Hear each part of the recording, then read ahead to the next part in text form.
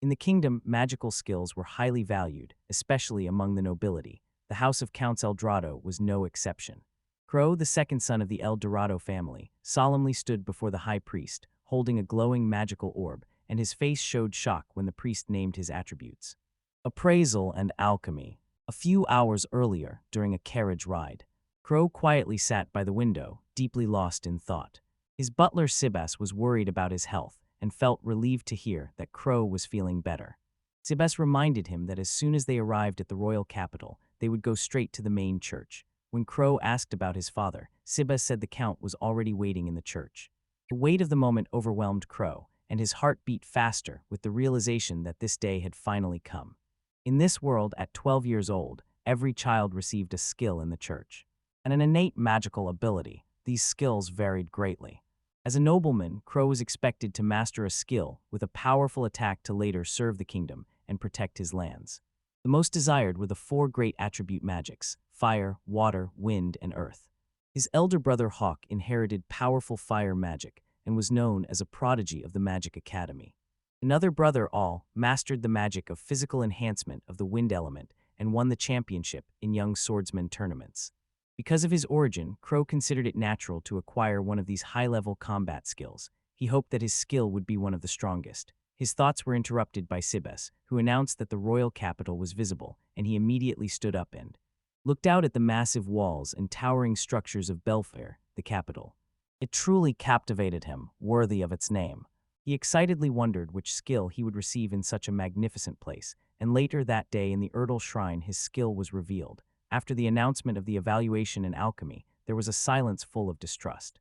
A noble present noticeably became irritated and dismissed these skills as worthless, saying that there was no talk of evaluation, and he considered alchemy the business of powerless mages who brew potions. Trying to control the situation, he handed a pouch of gold to the high priest and asked not to disclose it. Crow stood nearby, frozen in confusion. The deal was an obvious bribe, and his father's reaction confirmed what Crow feared. His skills were considered shameful and unsuccessful. Shame and regret overwhelmed him. Then Crow left the shrine together with Sibas and his father, feeling deep disappointment. The father apologized, said he had business in the capital, and ordered them to return without him. Sibas accepted the order and prepared to head back to their territory. Inside the returning carriage, the mood was noticeably different from the previous trip. The silence was heavy and uncomfortable. Eventually, Sibas broke it and expressed regret over Crow's skills. He acknowledged the difficulties but emphasized that one must look forward. Surprisingly, Crow agreed calmly. His calm reaction surprised Seabass. Crow quietly observed the embarrassed expression of the sea bass and smiled with understanding. Earlier, he would have already been confused, but now everything was different. Deep inside him, knowledge of another life was preserved, memories of how he lived as a Japanese in a previous world. Before they reached the royal capital, Crow suddenly experienced a strong, inexplicable headache. While Seabass was taking care of him, an important change occurred.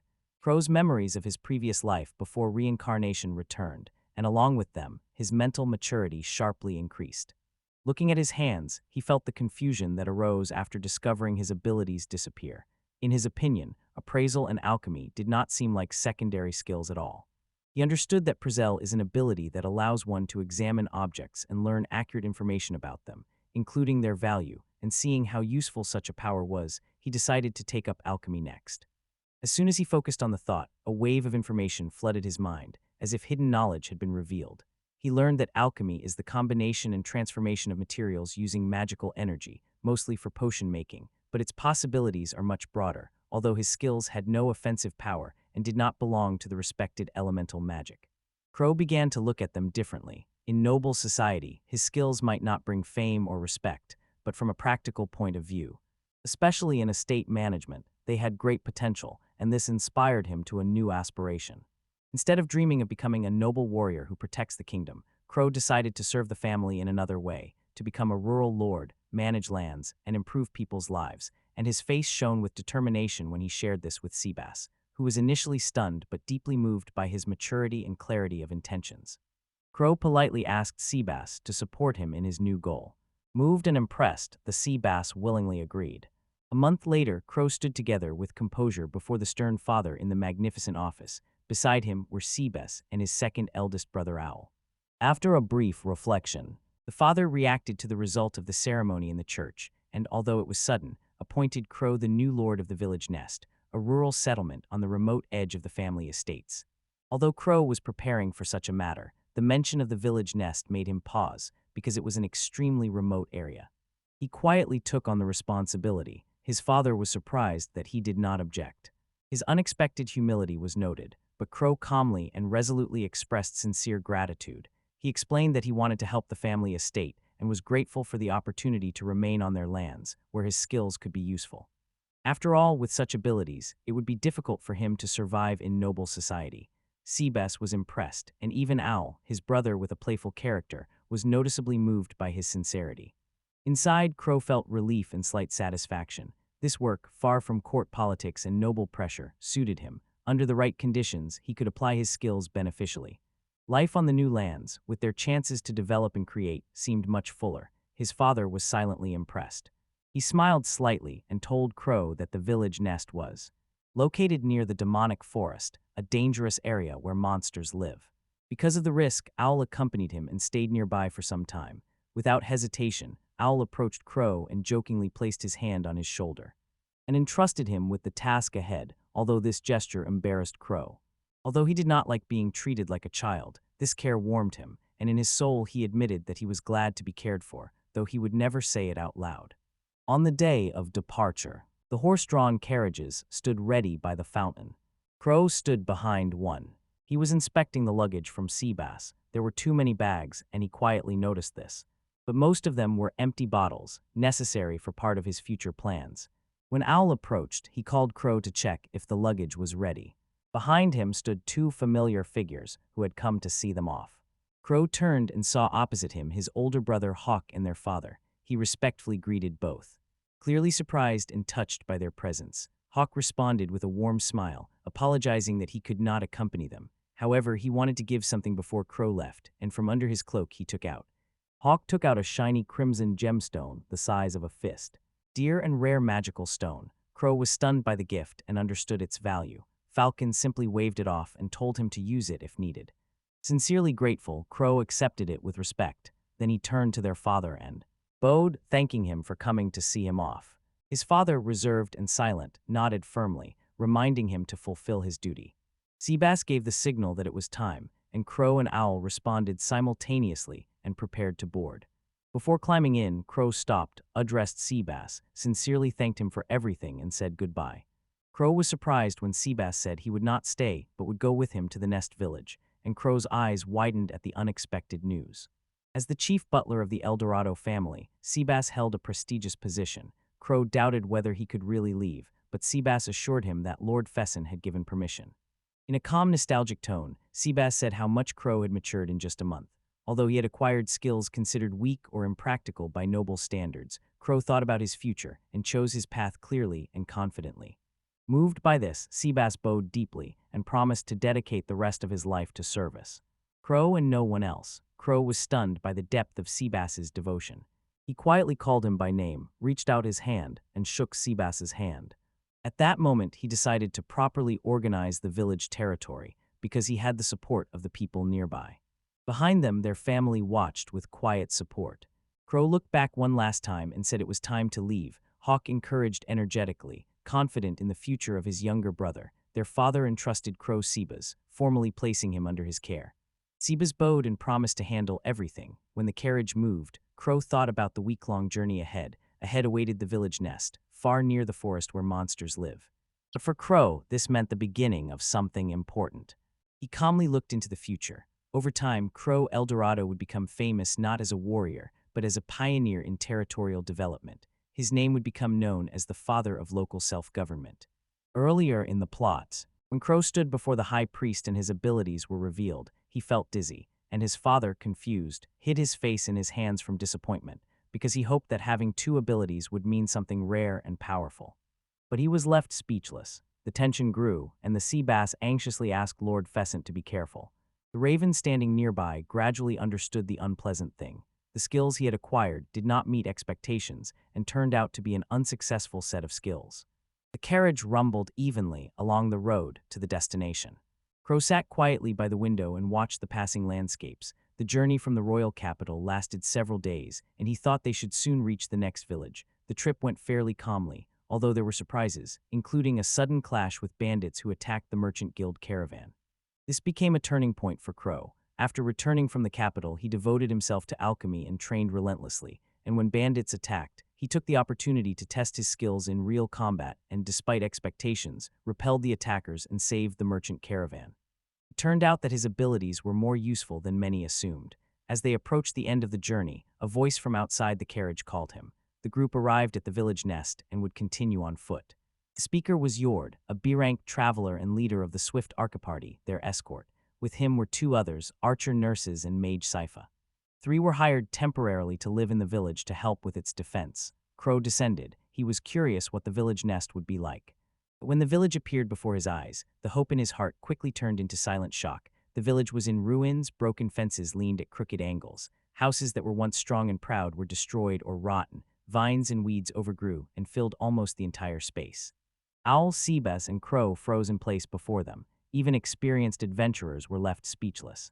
The harsh reality of remote regions became obvious when the initial distrust faded. Someone suggested moving to the village. Seabass quietly noted that the place was much worse than he expected. As soon as they moved forward, everyone's attention shifted to a figure on the roof. Someone with a bow was aiming at the forest, and in a moment it became clear why. Because a pack of wolves suddenly jumped out of the bushes, which turned out to be wild fangs, classified as D-rank monsters. The village was already under attack. Seabass quickly assessed the situation and realized it was urgent. Without hesitation, Crow gave tactical instructions. The swift archers were to lead long-range fire together with him to draw the wild predators away from the homes. Meanwhile, Seabass and Owl circled around and attacked from the sides, protecting the villagers. Seabass, worried about Crow's safety, expressed his protest, but all reminded him how Crow had recently fought. During the group attack, confident in the progress of his younger brother, he assured Seabass and prepared to follow the plan. Crow suggested using loud noise to attract the monsters. One of the agile archers, ready to help, cast a spell. From his staff burst a blazing ball of fire, cutting into the ground and scattering fragments into the air. The explosion disoriented the wolves and confused them. Crow took advantage of the moment and rushed forward. One of the wolves lunged at Yord. The Crow acted quickly. He struck the ground with his hands, activated the alchemical spell Earth Wall, and a thick wall of hardened clay grew between Yord and the wolf, stopping the attack just in time. Yord thanked him, frightened but safe. Crow mentally pondered the mechanics of the spell. The wall was created by the alchemical combination of soil and magical energy, one of the practical applications of his skill. Alchemy, essentially.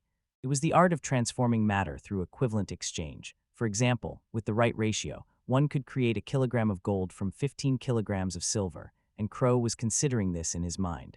The skill of evaluation provided a more detailed explanation. Alchemy, it said, allows mixing and combining different materials, changing their nature, most often by directing magical energy in exchange. It is not a combat skill in the usual sense, but in the hands of a skilled person, it has limitless potential. Crow continued thinking about the true mechanism of alchemy and realized that magical energy could be considered a material for equivalent exchange. By combining it with physical matter, materials could be freely transformed, and the combination of earth with magic allows transmutation, and if done correctly, even spells can be transformed.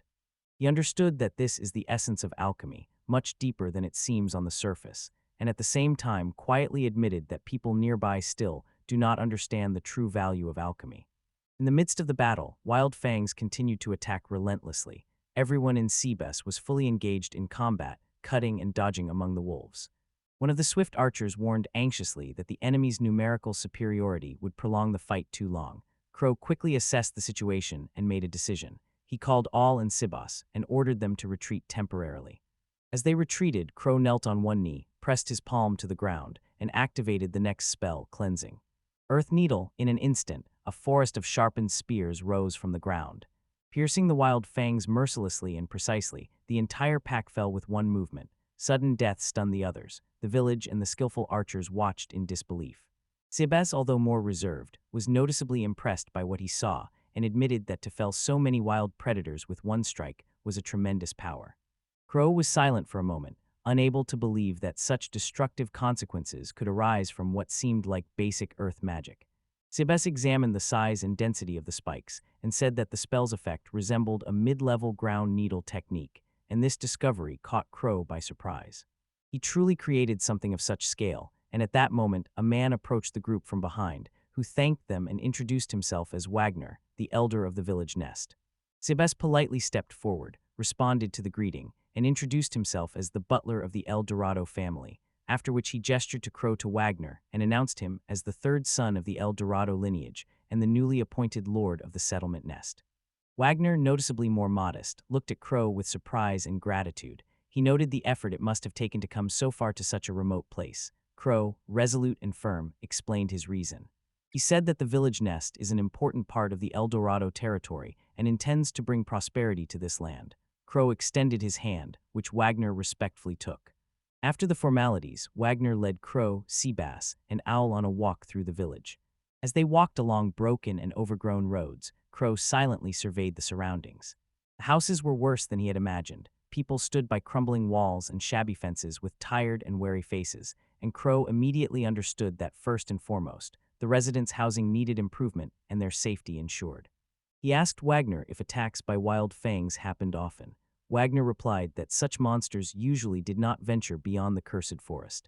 But recently they began to appear more often, and it seemed that the balance in the forest was disturbed.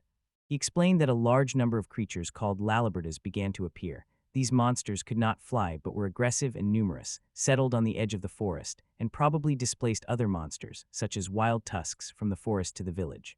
Crow silently accepted this information. Lalabertas are low-rank monsters, but numerous enough to disrupt the ecosystem.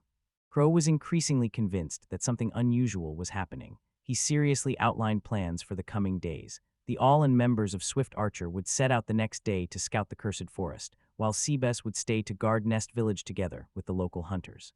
Seabass, noticing that Crow's was tired after using a lot of magic, became worried and advised him to rest. But Crow calmly smiled and waved off the offer. He was not finished yet. When the sky shone with the light of the sunset, the raven knelt down and placed his right palm on the ground. Magic passed through his hand.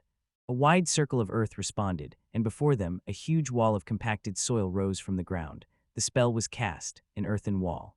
Seabass watched in admiration and understood the scale of what Crow had done. Crow explained that they would build more such walls to surround the village. With sufficient coverage, most monsters would not be able to break through the perimeter.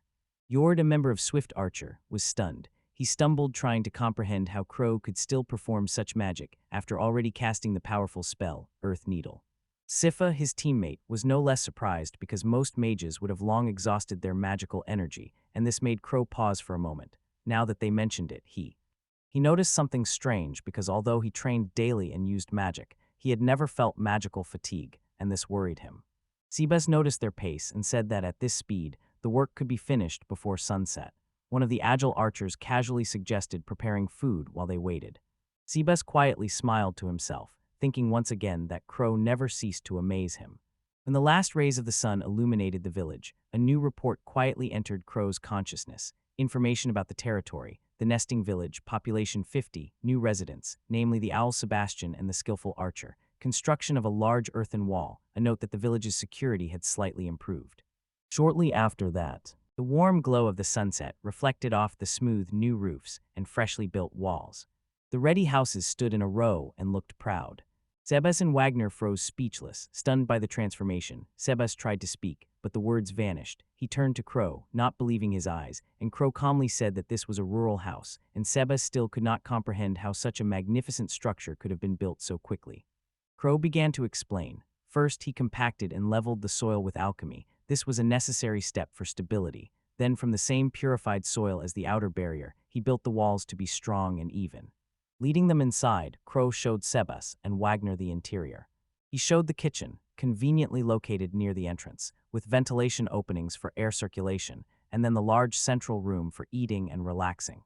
Finally, he showed them the bedroom, and said that the wall thickness varied to reduce noise from outside.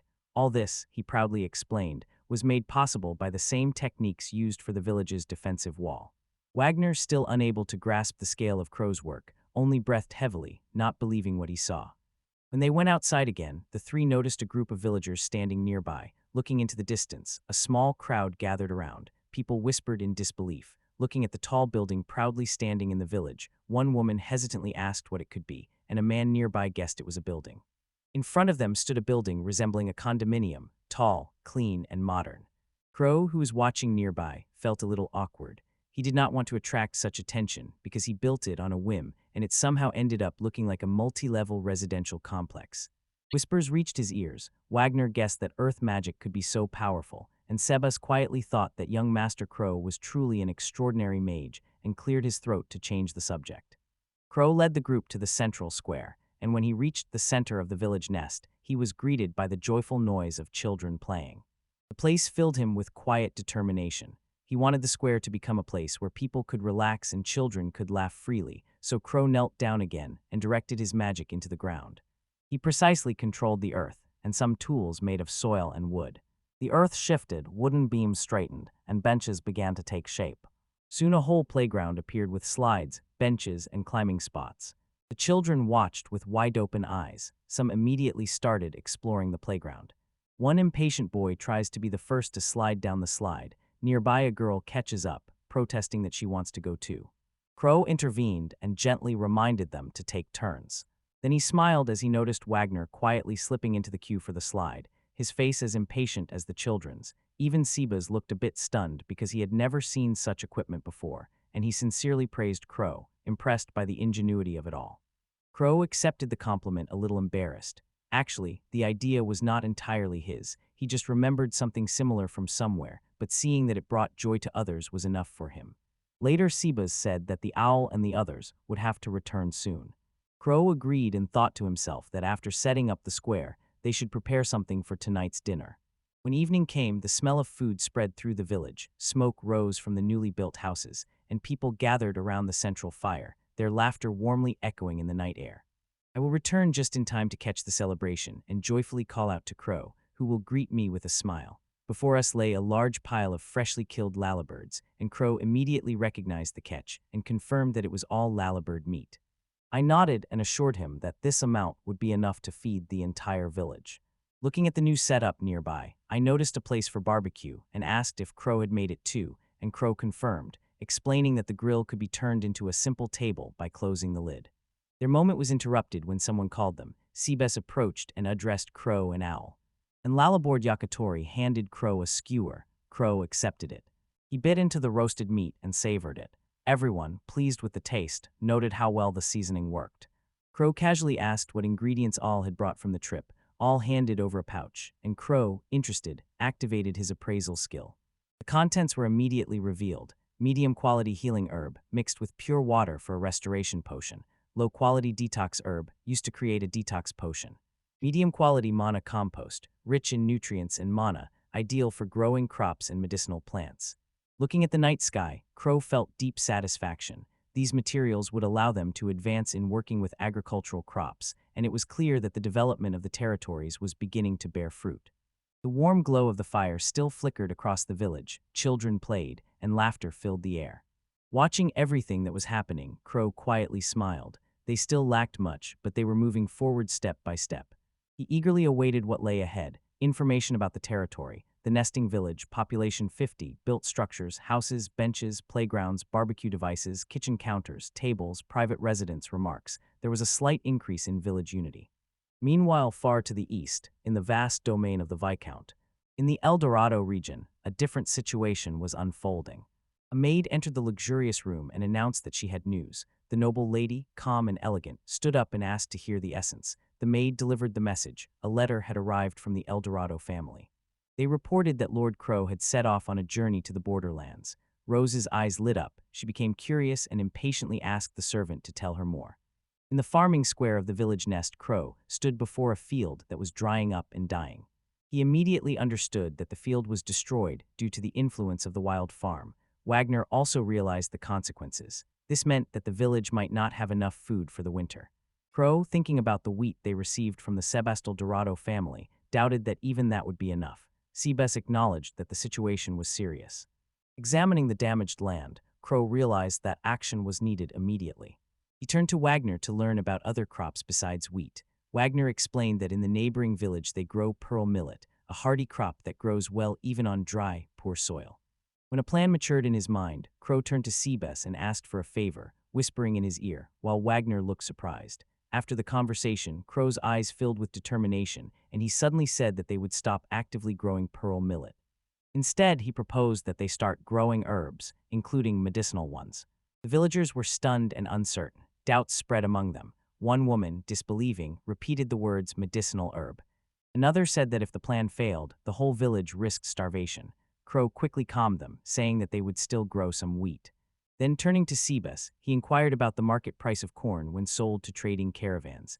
Seabes estimated it at about 100 gills, and Crow then asked about the price of medicinal herbs, to which Seabes replied that one bundle probably costs 300 gills.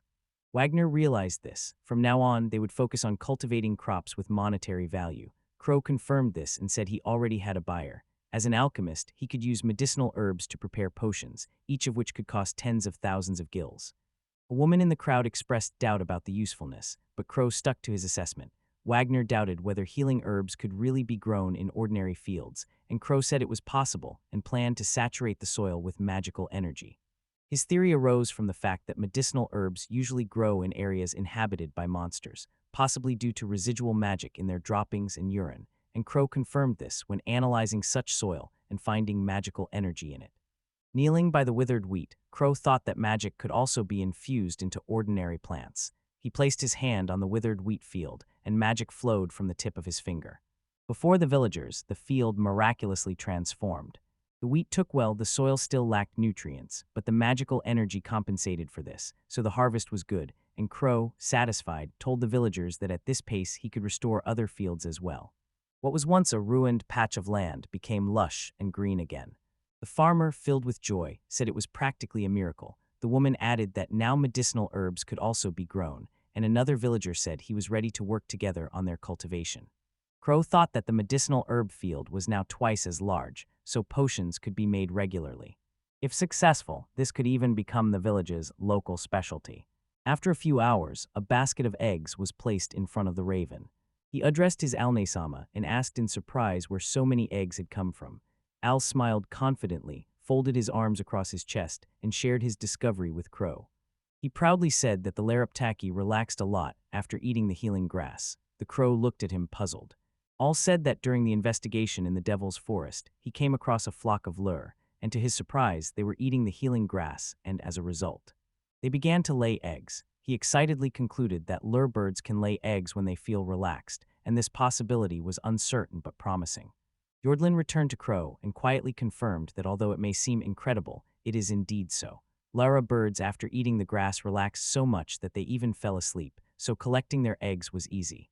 Intrigued, Crow changed the subject and asked about the taste of Larabird eggs. I will gladly recall how he ate an Jocko sandwich in the royal capital, made from these eggs and lure bird meat, which was very tasty. The vivid description made the Crow and the members of the Quick Archer group noticeably drool. Soon steam began to rise over the village square as the villagers prepared food. They assembled the sandwich, crunchy toasted bread wrapped around gooey egg yolk and tender fried lure bird meat. It was the famous Ladybird Wako sandwich. Crow briefly examined the dish and took a bite. Its taste overwhelmed him. Extremely delicious. Crispy bread perfectly combined with a soft half-cooked egg and juicy meat. The Crow could not stop eating. While he was devouring the sandwich, a thought came to him. It would be wonderful to have access to such eggs anytime, and an idea struck him. He enthusiastically called Seabass and his Alne-sama and informed them that he had an important matter to discuss. The next morning, the villagers gathered near the chicken coop. From one of Lara's birds, an egg fell onto the straw. The bird lazily and proudly chirped. The villagers watched in amazement. One expressed admiration for the egg they saw. Another noticed the bird's death-like eyes and its overly relaxed posture. I will praise Crow's success. They were glad that now they could eat egg dishes every day. Crow smiled, satisfied, and said he was just about to prepare healing herbs, so the time was perfect. He remembered that morning when he and Elle went to the demon forest to catch a female larbert. He recalled somewhat guiltily that Seabes was not very pleased with that decision. Seabes had warned him not to go alone. Crow also mentioned that he created the nursery using alchemy. He carefully spread straw all over the area to make it comfortable for the Lyra birds. When the arrangement was completed, Crow wondered who could take care of the Lyra birds next. A stocky man stepped out of the crowd and offered to take care of the birds. Voron asked who he was. The man introduced himself as Kentucky. After the pause, Voron agreed, but warned that he was forbidden to eat Lyra's birds under any circumstances. When Crow held the birds in his hands, he felt as if they were saying, "Give them all back." Their dull, glassy eyes looked at him. Kentucky looked at the birds and noticed. Although their eyes were anxious, they looked quite cute. Voron sluggishly agreed and decided that they were being cared for in turns. The village's condition was recorded. Information on the territory, nesting settlement, population 50, livestock female Lyra with lifeless eyes, a grass garden and a nursery for Lyra were built. No eggs can now be obtained steadily. Somewhere else along the broken road, the caravan was moving forward. Inside sat a calm, reserved noble lady with sharp, clear eyes. Nearby, a mustached man thanked her for accompanying him, but remained somewhat unsure if it suited her. Rose smiled and replied that she was quite fine because she came to train, and sitting at home would be too boring. But the calm atmosphere in the carriage was suddenly disrupted by a sharp stop. Passengers shuddered from the sudden stop. The coachman, gripped by fear, stammered trying to speak. A man with a mustache, worried, stood up and looked out the window to find out what was happening. In panic, Kucher managed to report the appearance of the monster. Growling wolves were sneaking up on their caravan and getting closer and closer. The mustached man's face twisted with anxiety. He noted that they were not even that close to the cursed forest yet, and the monsters were already attacking. In panic, he did not notice that Rose was not nearby, and while addressing Lady Rose for advice, he realized in the middle of the sentence that she had disappeared from the carriage. Looking out the window, the man with a mustache widened his eyes in surprise. Rose had already jumped out of the wagon and, holding a sword, knocked down wolves upon landing. She smiled slightly and, feeling joy in her voice and heart, said that this was exactly what she was looking for, the true thrill of the frontier. Crow was walking deep in the forest and thinking about how many wild tusks had been caught in traps that day. He remembered that materials from these tusks sold well, so traps were set all over the cursed forest, not only for profit, but also as a means of extermination. He thought the time had come for a successful catch and was already calculating the possible earnings, but suddenly stopped, stepping on the body of a dead creature. Understanding what he had just stepped on, he asked Swift Archer if traps had been set there, but it made no sense because dozens of Wild Fang's corpses lay on the ground, and one of Swift Archer's men was also confused and aloud asked why there were so many dead here, while Crow's attention quickly turned forward where a solitary figure appeared. The noble woman with a shining sword finished off the last beast with a spectacular swing. She confidently said that Wild Fangs do not impress. Crow looked with distrust. It was Rose. He did not expect to see her there at all. She turned to him and smiled a familiar smile. They had not seen each other for a long time, Rose muttered. The eldest daughter of the Viscount, rambling family and his childhood friend. Like his Alne-sama, she was gifted and honed her swordsmanship with the clear goal of becoming a knight. Looking back among the corpses, Crow realized that dozens of dead Wild Fangs were probably her doing, and he thought irritably what a battle maniac she was, while Rose indifferently brushed off this concern. The raven sighs and smiles. She was warmly welcomed at Nest Village. In a few minutes, returning to the village, Voron met another familiar face. Someone greeted him cheerfully, and he responded just as happily. He was a steward, a bearded man who worked as a merchant in the El Drido family and led a merchant caravan that traveled between Bird Garden and the royal capital. Crow remembered that it was the same caravan he had saved from bandits during the trip to the village of H. Nizdo, and since then he had asked Stewart to visit regularly as a gesture of goodwill. Crow thanked Stewart not only for coming, but also for giving Rose a ride to the village. Stewart assured that it was no problem at all. Thanks to Crow, they arrived safely, soon. A new aqueduct system of the village appeared on the horizon. It was visible how the villagers were drawing water from the well. Stewart, seeing how the village nest had grown, looked around and pondered. The transformation was impressive. He had been told before that it was a cold, poor village with barely 50 inhabitants, but what he now saw did not correspond to that at all, and Crow agreed. A month had passed since he first arrived at the village of H. Nizdo. During this time, the fields had expanded, and the villagers worked with renewed strength. Crow himself had spent almost the entire month on engineering works. Thanks to this, they could now take water directly from the Ujert River, which flowed from the Kagas Mountains, and ensured a constant water supply for daily needs and drinking. Digging a canal about 10 kilometers long and reinforcing the soil exhausted him greatly and left him powerless. Then he told Stewart that he would show him the place where they stored the goods they intended to sell. After a few minutes, Stewart looked around in surprise and asked if it was an underground warehouse, and Crow explained that potions are better preserved at a stable temperature and humidity, and this room also held materials from monsters and finished products. When they reached the main storeroom, Stewart confirmed that Crow had to sell restorative potions, monster materials, and processed items, and Crow picked up a box and began taking inventory. In the potion collection, there were 3 rank A restorative potions and 120 rank B potions. Stewart was clearly stunned. These 3 A potions were an incredible find, and at first glance, it was hard to believe. He was almost speechless from shock. In this world, restorative elixirs were divided into 3 ranks. The most common were C-rank elixirs, cheap, which stopped bleeding and only slightly restored vitality. Rank B potions were significantly more powerful. They not only stopped bleeding, but also healed wounds and restored a considerable amount of vitality. Due to their high price, they were usually used by nobles and high-ranking adventurers. A-rank elixirs, on the other hand, were extremely rare. They could not be easily bought on the market and were usually reserved for the royal family or the highest noble families. Their effect was legendary. It was said that they restored lost limbs and even cured rare or hard-to-treat diseases.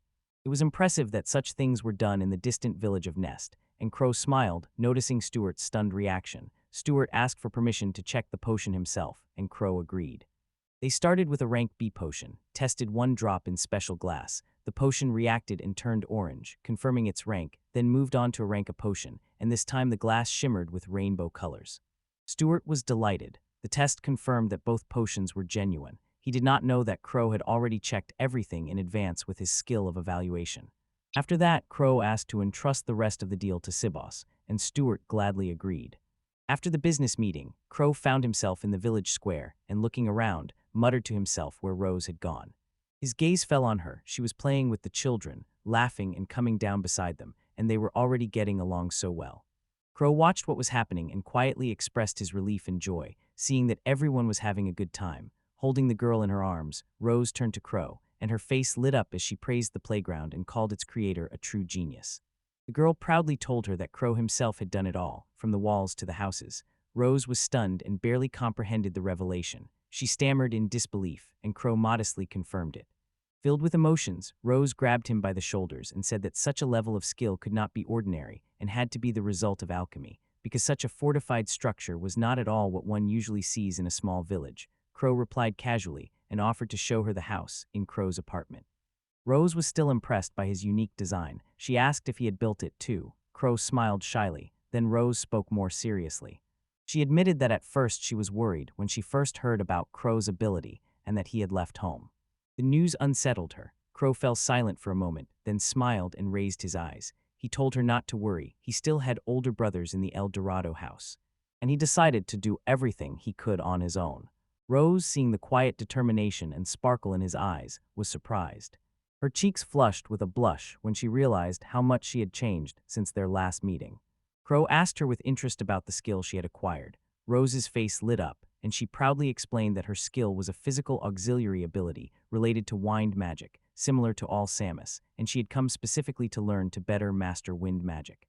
Crow noticed that this ability perfectly suited her nature, which craved battle. He was simply happy to see her happy and energetic. He suggested she take a bath to rest and wash away the fatigue from the journey.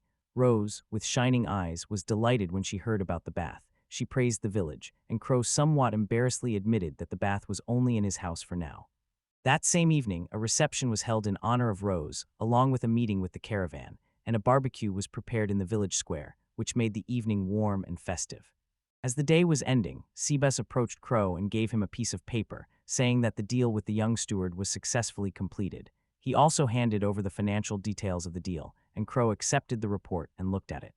His eyes widened and shone at the sight of the profit. Seabus pointed out that the shown number was the net difference for the ingredient salt. Crow could not believe it because he had sold only 1 rank of elixir, but received an unexpectedly large profit. It turned out that materials from monsters and products made from them were sold for much more than expected. Especially valued were rare feathered Juve and pillows. They were sold with a markup and had the highest price among the goods. Crow fell silent. Examining one of the products, they noticed truly exceptional quality and were sure it would become a luxury item for noble clients. Crow asked Seabus about the purchased food supplies, and Seabus, inspecting the boxes, confirmed that a large tomatoes were purchased in Chervoncelo, and cheese and butter in the village of Raw Nor. Crow was stunned, looking into the boxes and admiring the quality and quantity of the ingredients. Seabus explained that the tomatoes would be processed into sauce, and the dairy products would be stored in an underground storage to keep them fresh. Holding a tomato in his hand, Crow thought that with such ingredients they could prepare that dish. After a few hours, a pleasant smell of baking spread through the village, and the villagers' mouths watered. A bright arched brick oven was burning in the square. At the right moment, Crow pulled out from the oven what he had been baking. A hot, steaming pizza appeared, covered with aromatic toppings. He took a bite and enjoyed the taste. It was incredibly delicious, and no one would have thought that pizza could be made and tasted even in such a world. Crow remembered that he had made the pizza oven quite recently. His experience in civil construction over the past month turned out to be more useful than he expected. A child pointed at the oven and asked with curiosity what it was, perhaps wondering if it could be played with. Crow explained that it was a pizza oven, a device for cooking food, and warned that it was dangerous and should not be touched, while another child asked if the pizza was really tasty. Laughing Crow replied that yes, and told them to bring their friends so they could try it too. The girl nodded happily and promised to gather everyone. Suddenly Stuart appeared, drooling from the smell and impatiently asking for some pizza, while Wagner and several villagers ran up and also asked to try. Seeing a crowd gathering around him, Crow froze for a moment but began organizing people into a queue. The girl who had been there earlier returned and said she had brought a friend, and Crow realized it was Rose. Rose, excited by the smell and noise, said she had heard the pizza was tasty and wanted to try it herself. Crow observed everything with a mixture of joy and distrust, quietly marveling at how such a strange, living moment had occurred, since technically he was a nobleman. The updated status of the village showed. Information about the territory, the settlement nest, population, 50-plus lines, production, underground warehouse, pizza killin, specialties, Irank potion, Burank potion. That night, the peaceful village silence of the forest was broken by a faint cry, Keo Keo. On the ground lay a pale, lifeless creature. Nearby, pressed against its body, lay the source of the sound, a small, fluffy white cub crying in the dark. In the silence of the peaceful morning, deep in the forest, Crow stood again in the cursed forest to conduct another field inspection on site. The leader of the hunter's squad, Carrie Sky, approached and began her report. Recently, the number of wild tusks caught in their traps had noticeably increased. Crow explained that this happened because the number of rallabirds, creatures that usually served as bait for wildfangs, had decreased, and when there were fewer rallabirds, wildfangs gradually lost interest and stopped coming to the village, which allowed gathering more resources and selling the collected for mutual benefit. Crow suggested inspecting the rallabird traps further. Soon they noticed cages with rallabirds. These traps used healing herbs as bait, and when the creatures entered and their total weight exceeded a certain threshold, the mechanism triggered, the entrance closed, and escape was impossible. Carrie Sky asked if they should start collecting the captured. They began inspecting the traps, and Crowsy noticed something unusual along the row. At first, he thought it might be another wildfang trap, but upon closer inspection, he realized that was not the case. In the trap was a small, fluffy white bear cub, soundly sleeping with a bone in its mouth. It was unlike anything Monster Carrie had ever seen. By size and features, it seemed quite young. Crow decided to use the assessment skill. When the cub slowly shifted and let out a barely audible squeak, the results appeared. Cub Lavini Fong, female, subspecies of the ice wolf living in snowy mountainous regions. Extremely rare, found only in small numbers. When it matures, it becomes a rank monster. According to legend, upon death, this monster gives birth to its copy. Crow relayed the information to the hunter team. Karski's face grew grim.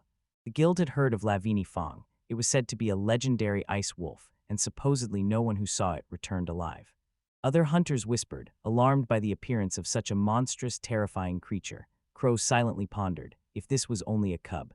Maybe, but he hesitated. The assessment also said that when it dies, its copy is born. This means the father probably died nearby. The silver cub looked at him and quietly let out a clear cry. Crow gently placed his hand on its head. If they let it go, it probably wouldn't survive. If it survives, over time it could become a danger. Crow picked up the silver cub and, despite the hunter's hesitation, decided to take it back to the village nest. The hunters were clearly shocked. Carrie Sky objected and warned him that this was a rank monster and should not be underestimated. Crow acknowledged the danger and planned to consult with Sea Bass before making a final decision. Still, the question remained why the creature was in the cursed forest, since its natural habitat was snowy areas, and Crow assumed it might have come down from the Hruges Mountains. He quietly hoped they wouldn't have to kill it. Meanwhile, in the village, the atmosphere was tense. The villagers gathered around the body of a great dead white creature. Crow was left speechless when he saw it. It was very large, about 7 meters long.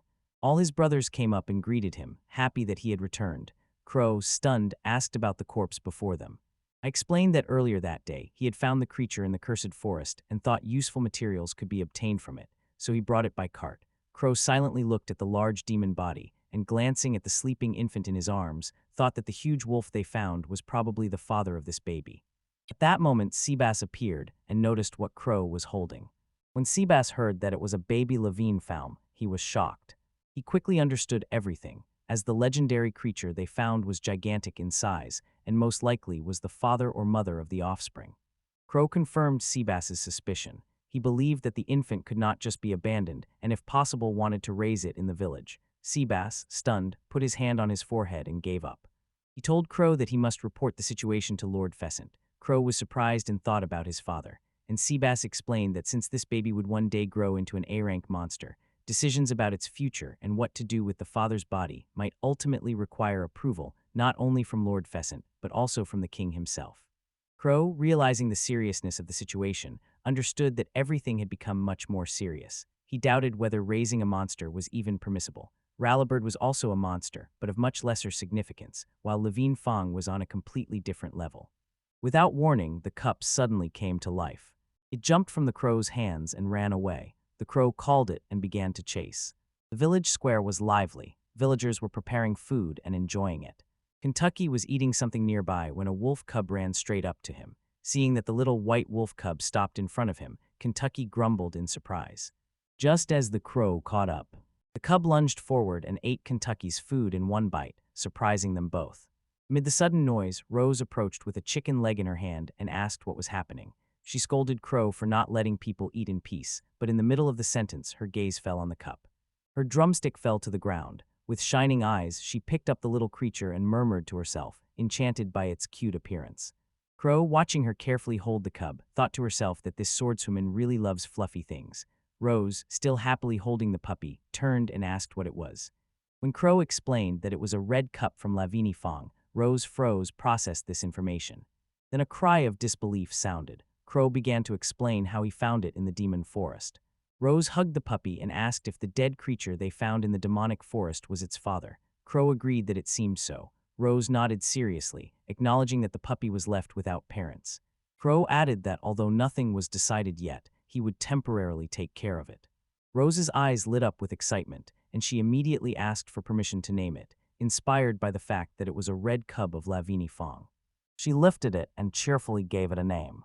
Lavi Chun. Crow, looking at her expression, smiled. Since it was Lavini Fong, the name Ravi made sense. Simple but fitting. Rose happily fed the puppy plate after plate.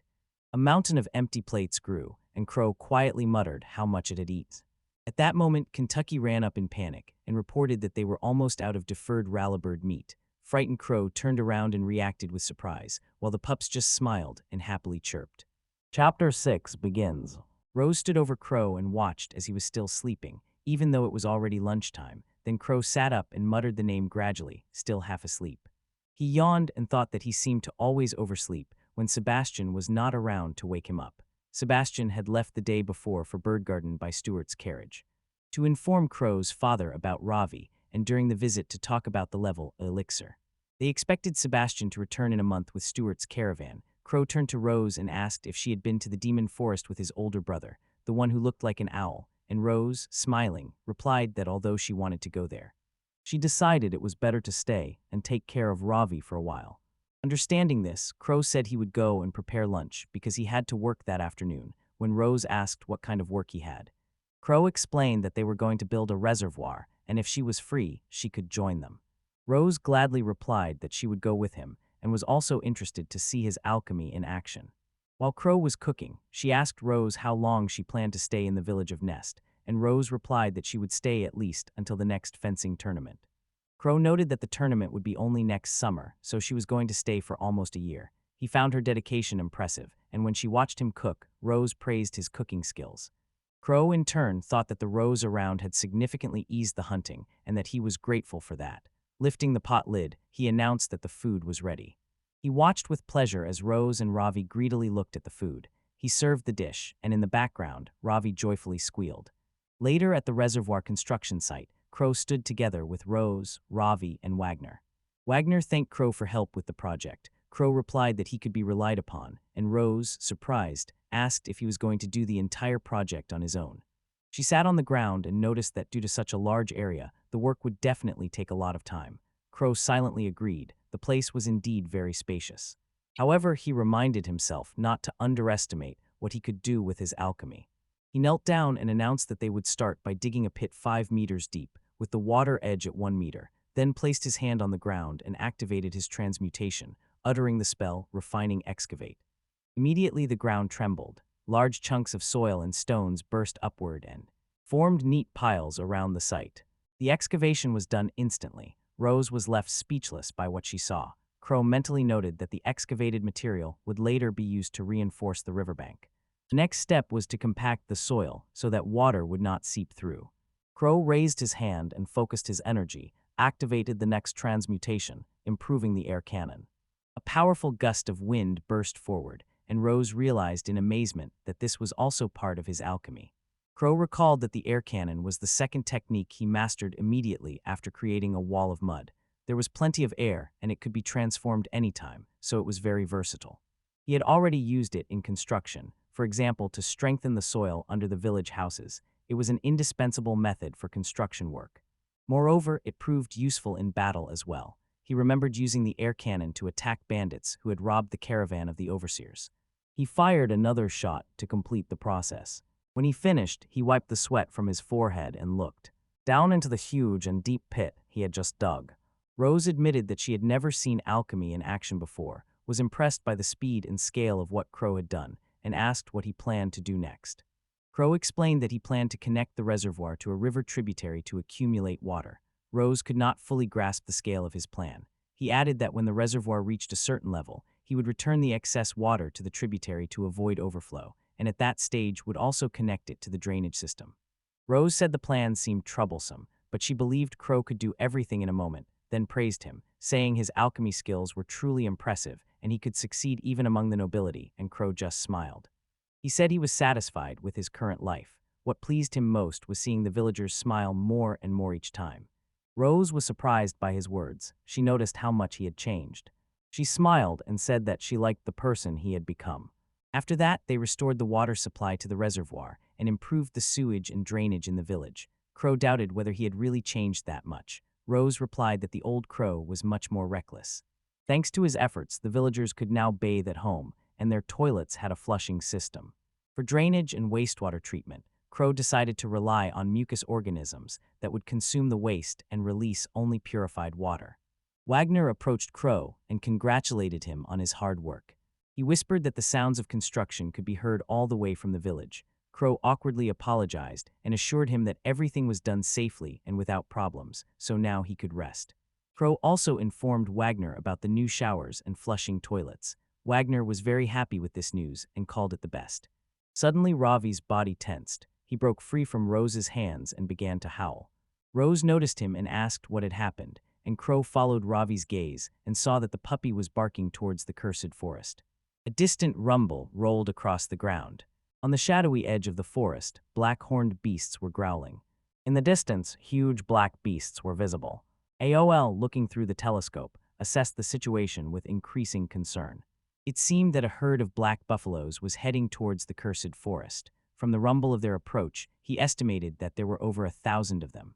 The herd rushed forward, knocking down obstacles and trampling everything in its path, including monsters that fell into traps. I acknowledge this for now. The creatures were distracted by the monsters caught in the trap, which temporarily held them back, but it won't last long. It was only a matter of time before they reached the village of H. Nizdo, taking command.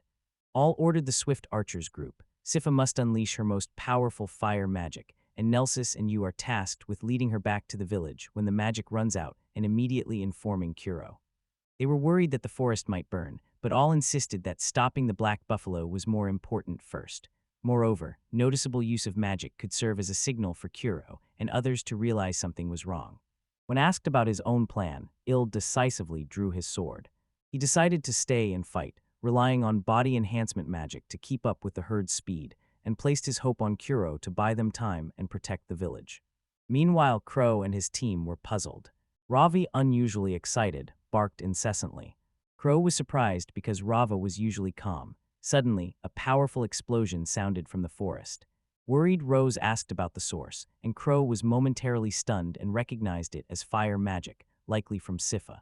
Rose concluded that such widespread use of magic posed a serious threat. Without wasting time, Crow ordered Wagner to check all the villagers and find out if anyone was outside the village. Wagner quickly complied. While Crow was trying to understand the situation, the squad of swift archers emerged from the forest with bad news. They urgently warned Crow to evacuate from this zone. Crow, worried about their condition, asked for an update. Yord explained that a huge herd of black buffaloes had overrun the cursed forest, and if this continued, the village of Nest would be in serious danger. It should be clarified that although the black buffalo were usually blazing monsters resembling cattle, when they were together their threat sharply increased. In this case, with a number over 1,000, they probably had rank A. Yord informed Crow that Aval stayed in the forest and single-handedly held back the herd, carrying out the task of delivering the message. The revelation shocked everyone, and silence fell. Rose was stunned and could hardly believe that Lord Owl had decided to face such a threat alone. Yord urged the others to use the time Owl was buying for them to gather the peasants and flee. He admitted that the village would probably be destroyed, but said that as long as people survived, they could always start over, and the rest of the Quick Archers squad members, though reluctantly, agreed with heavy hearts because they believed that under Crow's leadership the village could be rebuilt. Rose looked at Crow, who was silent and lost in thought. He thought about what they said, that a village is made by people, not just buildings, and he knew he could rebuild it again. He could endure it, but the peasants were another matter.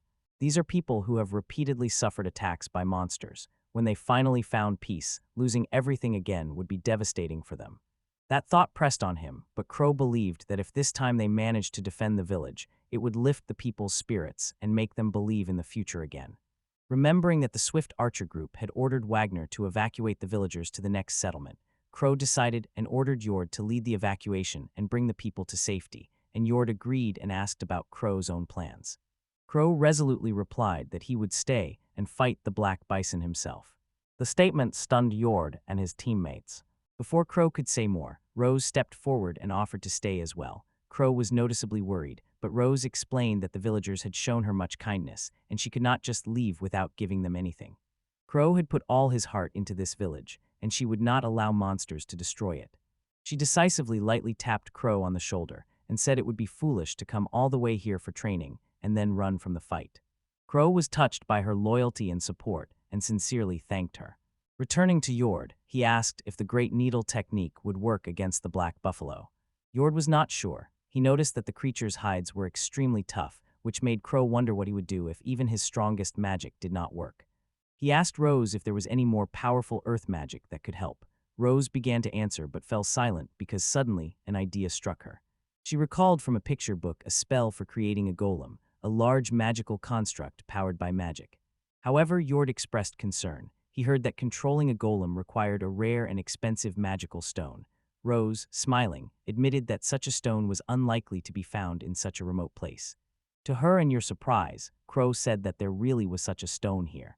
In a moment, the group stood before the field. Rose examined the stone that Crow took out and confirmed that it was a crimson magical stone, and Crow said he received it from Hokusama before arriving at the Nest village. And perhaps Hokusama foresaw such a moment. Rose smiled nervously and doubted whether Crow could create a golem at all, watching as he knelt in the field, and asked why he chose this particular place. Crow answered mentally. The soil in the field was rich in magical energy, so it was better suited for crafting items. Rose received this with curiosity and slight distrust. Crow doubted whether the plan would really work. He quickly dismissed those doubts and reminded himself that he had to make it work. Since arriving at Nest Village, he had relied heavily on alchemy, especially earth magic, which he practiced more than others. He had plenty of experience, and with high-quality red magical stones in hand, he had all the necessary materials, so all that remained was to create, as he always did, and diving into meditation, Crow imagined a giant moving as naturally as his own limbs. A colossal figure with arms and legs resembling human ones, it was the most perfect golem created by his imagination and skill. When the crafting began, magical energy started to seep. The earth beneath his hand cracked. Crow threw the magical stone, and it shattered into sparks. The final step begins. The process exhausted him. Drenched in sweat, he noticed that it took almost half of his magical power. Before them, rising from the ground, stood a massive figure made of stone and bound by magic. Humanoid limbs, glowing eyes, and a powerful presence gave it an aura of grandeur. Rose looked anxiously at the huge golem, now standing in Crow's command. Deep in the forest, Owl was still fighting the black buffaloes. On his knees amid the chaos, he tried to count how many he had knocked down and how much time it gave him. It was then that a tall figure appeared in the distance. At first I was shocked, but quickly smiled confidently, certain it was Crow's doing. Elsewhere, standing before the massive golem, Crow was not sure if the construct would really move, so he raised his hand and decided to test it. Responding immediately, the colossal golem came to life. With a burst of energy, it leapt into the air and the air. It smoothly landed, the impact made the ground tremble, and Crow was delighted. The goal was to move as if it were a robot, responding directly to his thoughts. Fast, precise, and completely obedient to his will.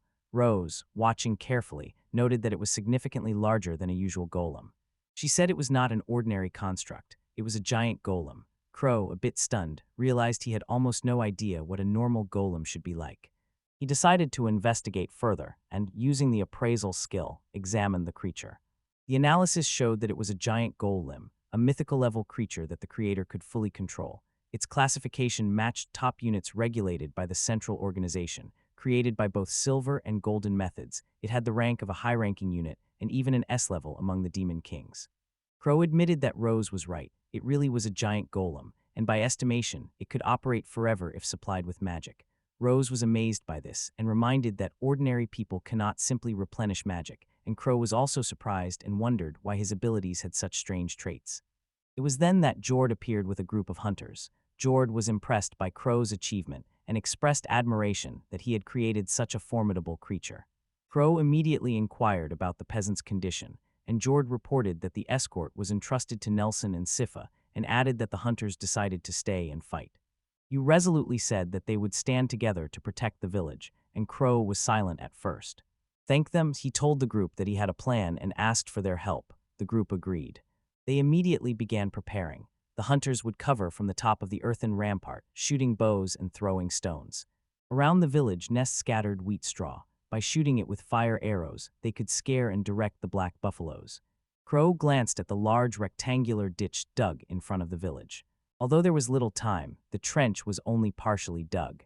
It would still help slow down the buffalo attack. Meanwhile, Rose quietly stroked the calm Ravi sitting nearby. In the background, village hunters quickly walked along the earthen rampart, carrying tools and supplies. On the side facing the demonic forest, protrusions were installed for safer combat. From the top of the wall, a hunter told Jord that all preparations were complete. Jord passed this news to Crow when everything was ready. Rose stood next to Crow along with Ravi, both prepared. In the distance, the thunder of hooves grew louder. Black buffaloes charged toward the village with tremendous force. Rose shouted from the wall that the buffaloes had already arrived. At the forefront, Crow reacted immediately. Without hesitation, he ordered the giant golem to rush and trample the advancing horde. The colossal mechanism obeyed, rushed forward, and charged into the crowd of beasts. The ground cracked under its weight as it crashed into the herd, tossing the black buffaloes into the air like toys in a storm. From the top of the earthen ramparts, people in rows and village hunters froze in amazement, with open mouths, watching the destruction unfold. Crow, assessing the damage after Golem's first attack, estimated that one strike had knocked down about 50 buffaloes. In another part of the battlefield, Ill accurately struck one beast, and Rose, seeing him, said his name with relief. She handed Ravi to Crow and said she would join the fight, entrusting him to take care of the puppy. Crow, worried, warned her to be careful, but Rose, already gripping her sword, replied confidently and jumped down to join the fight. Crow looked at Ravi and noticed the puppy's ear twitch and a quiet whimper escape. Holding Ravi closer, he gently assured him that there was no need to worry. Rose was strong. Looking at the battlefield, Crow realized it was already a full-scale war. It was necessary to somehow reduce the number of black buffaloes, and the golem was their best weapon. Not all the beasts were caught in the first attack. Part of the herd separated and rushed straight to the village. Crow urgently returned to Jord and warned him about the approaching threat. Jord immediately understood.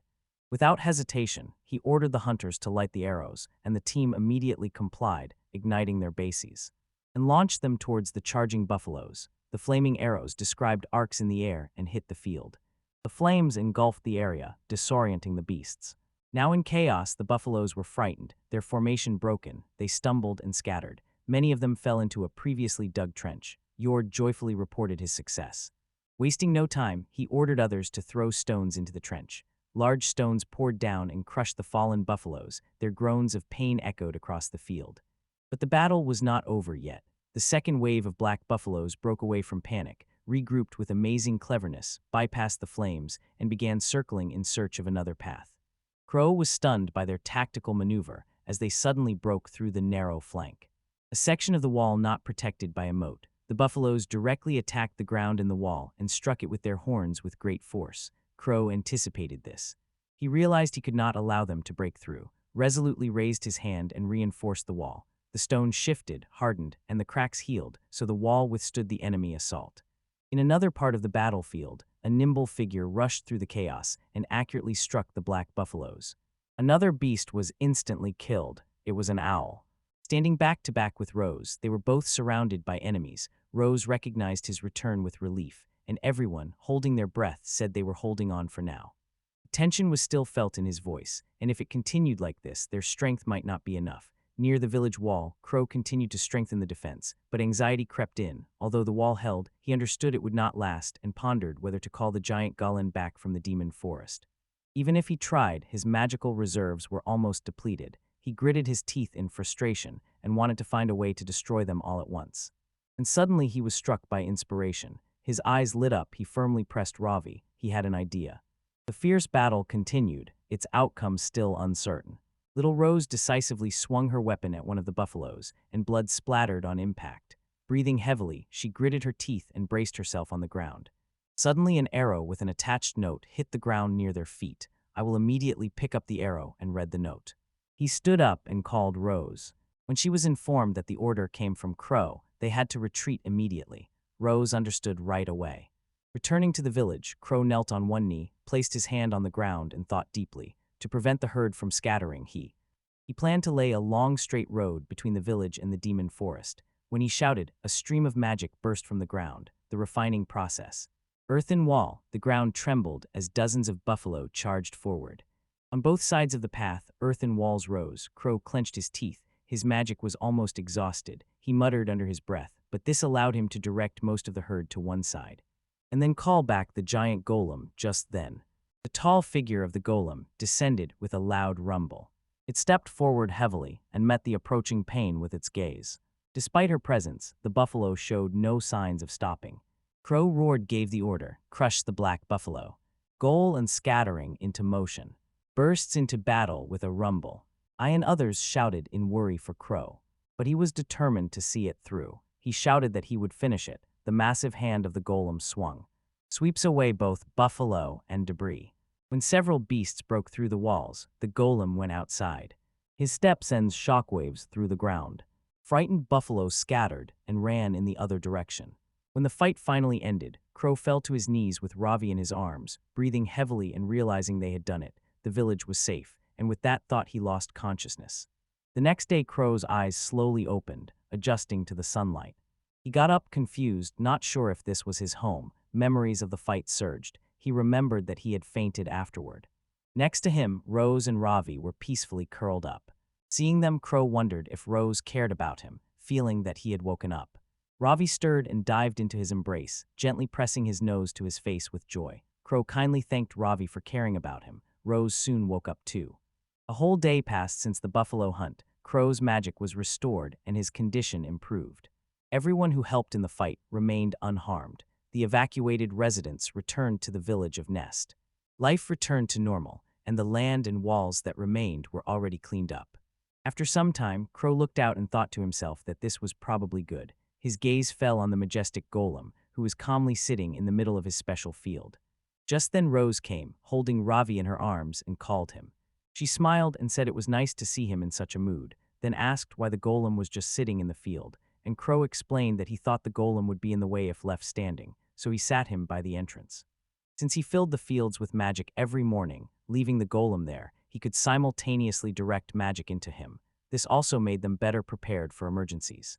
In the distance, children in the field pointed at the golem and said it was a strange sight. Suddenly Wagner ran up in panic, urgently calling Crow, and an emergency happened. Crow immediately tensed and asked what had happened this time. Wagner reported that at the reservoir that Crow had just built, Lizard men were gathering. Hearing the news, Crow and Rose froze. A little beyond the quiet outskirts of the village, a group of muscular, curious lizard-like creatures worked near the pond, building homemade wooden structures, unloading boxes of fish, and talking among themselves. Watching from afar, Crow noticed that these must be lizard men. He had never seen such before. He turned to Rose and asked if she knew what these creatures were. Rose was surprised that he did not recognize them.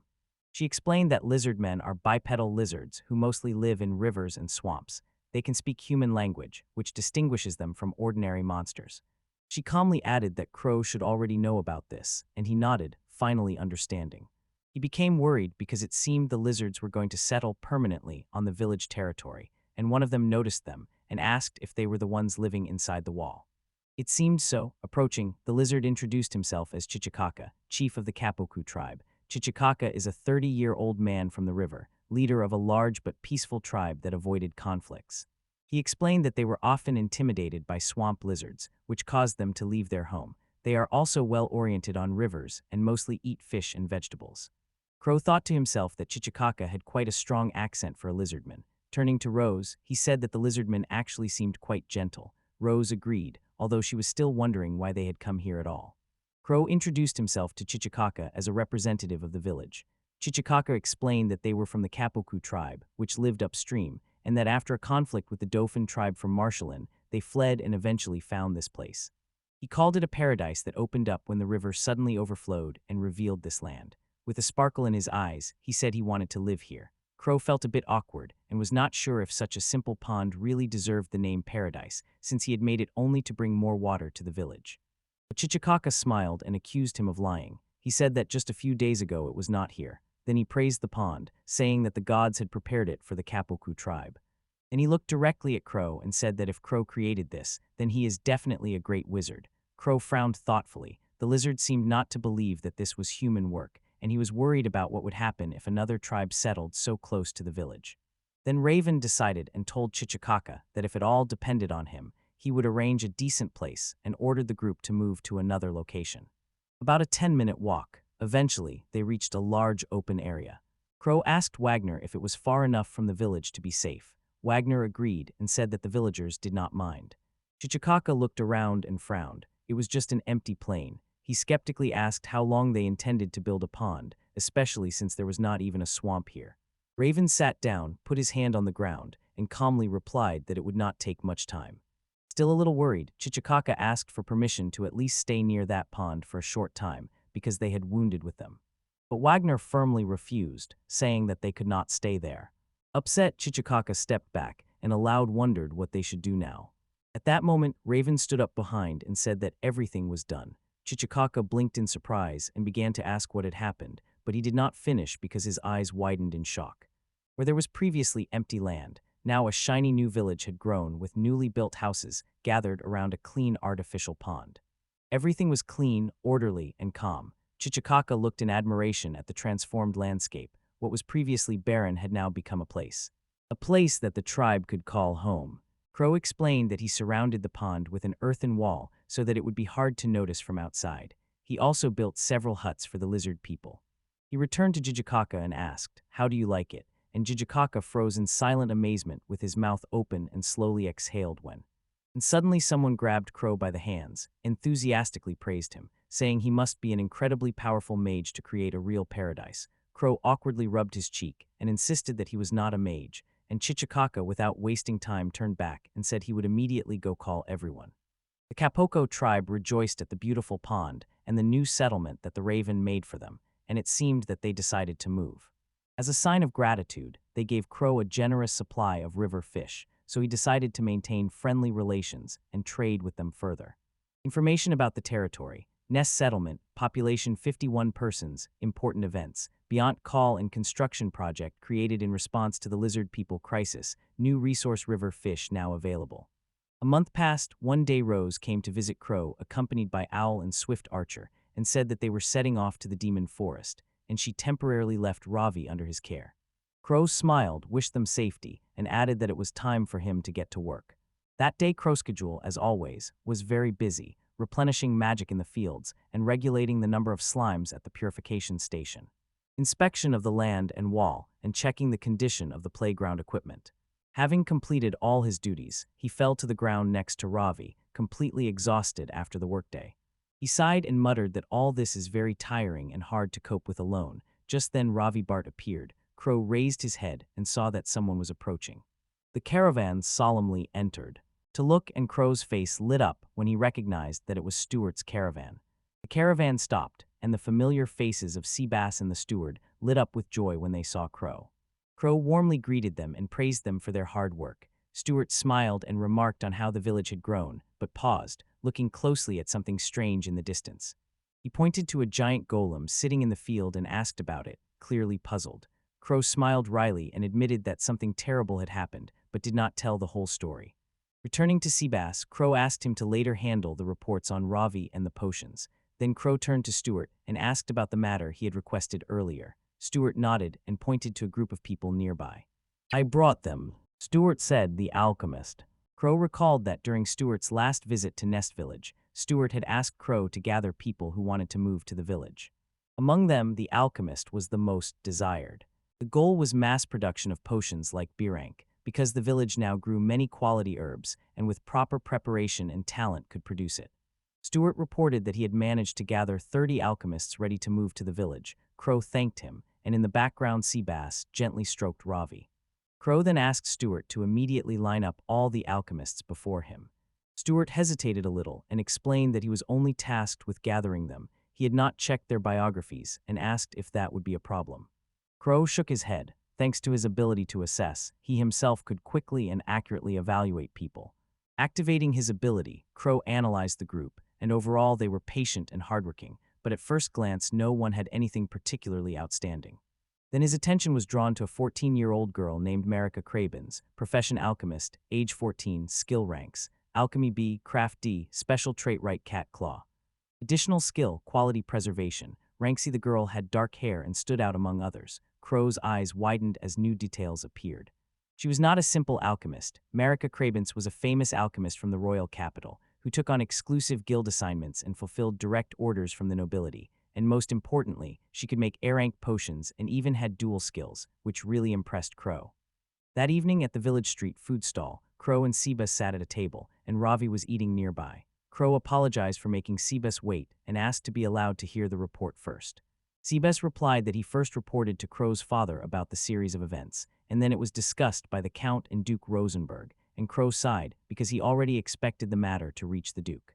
The house of Count Eldorado belonged to the Rosenberg Dukes faction, and any serious case on their territory required instructions from the Dukes.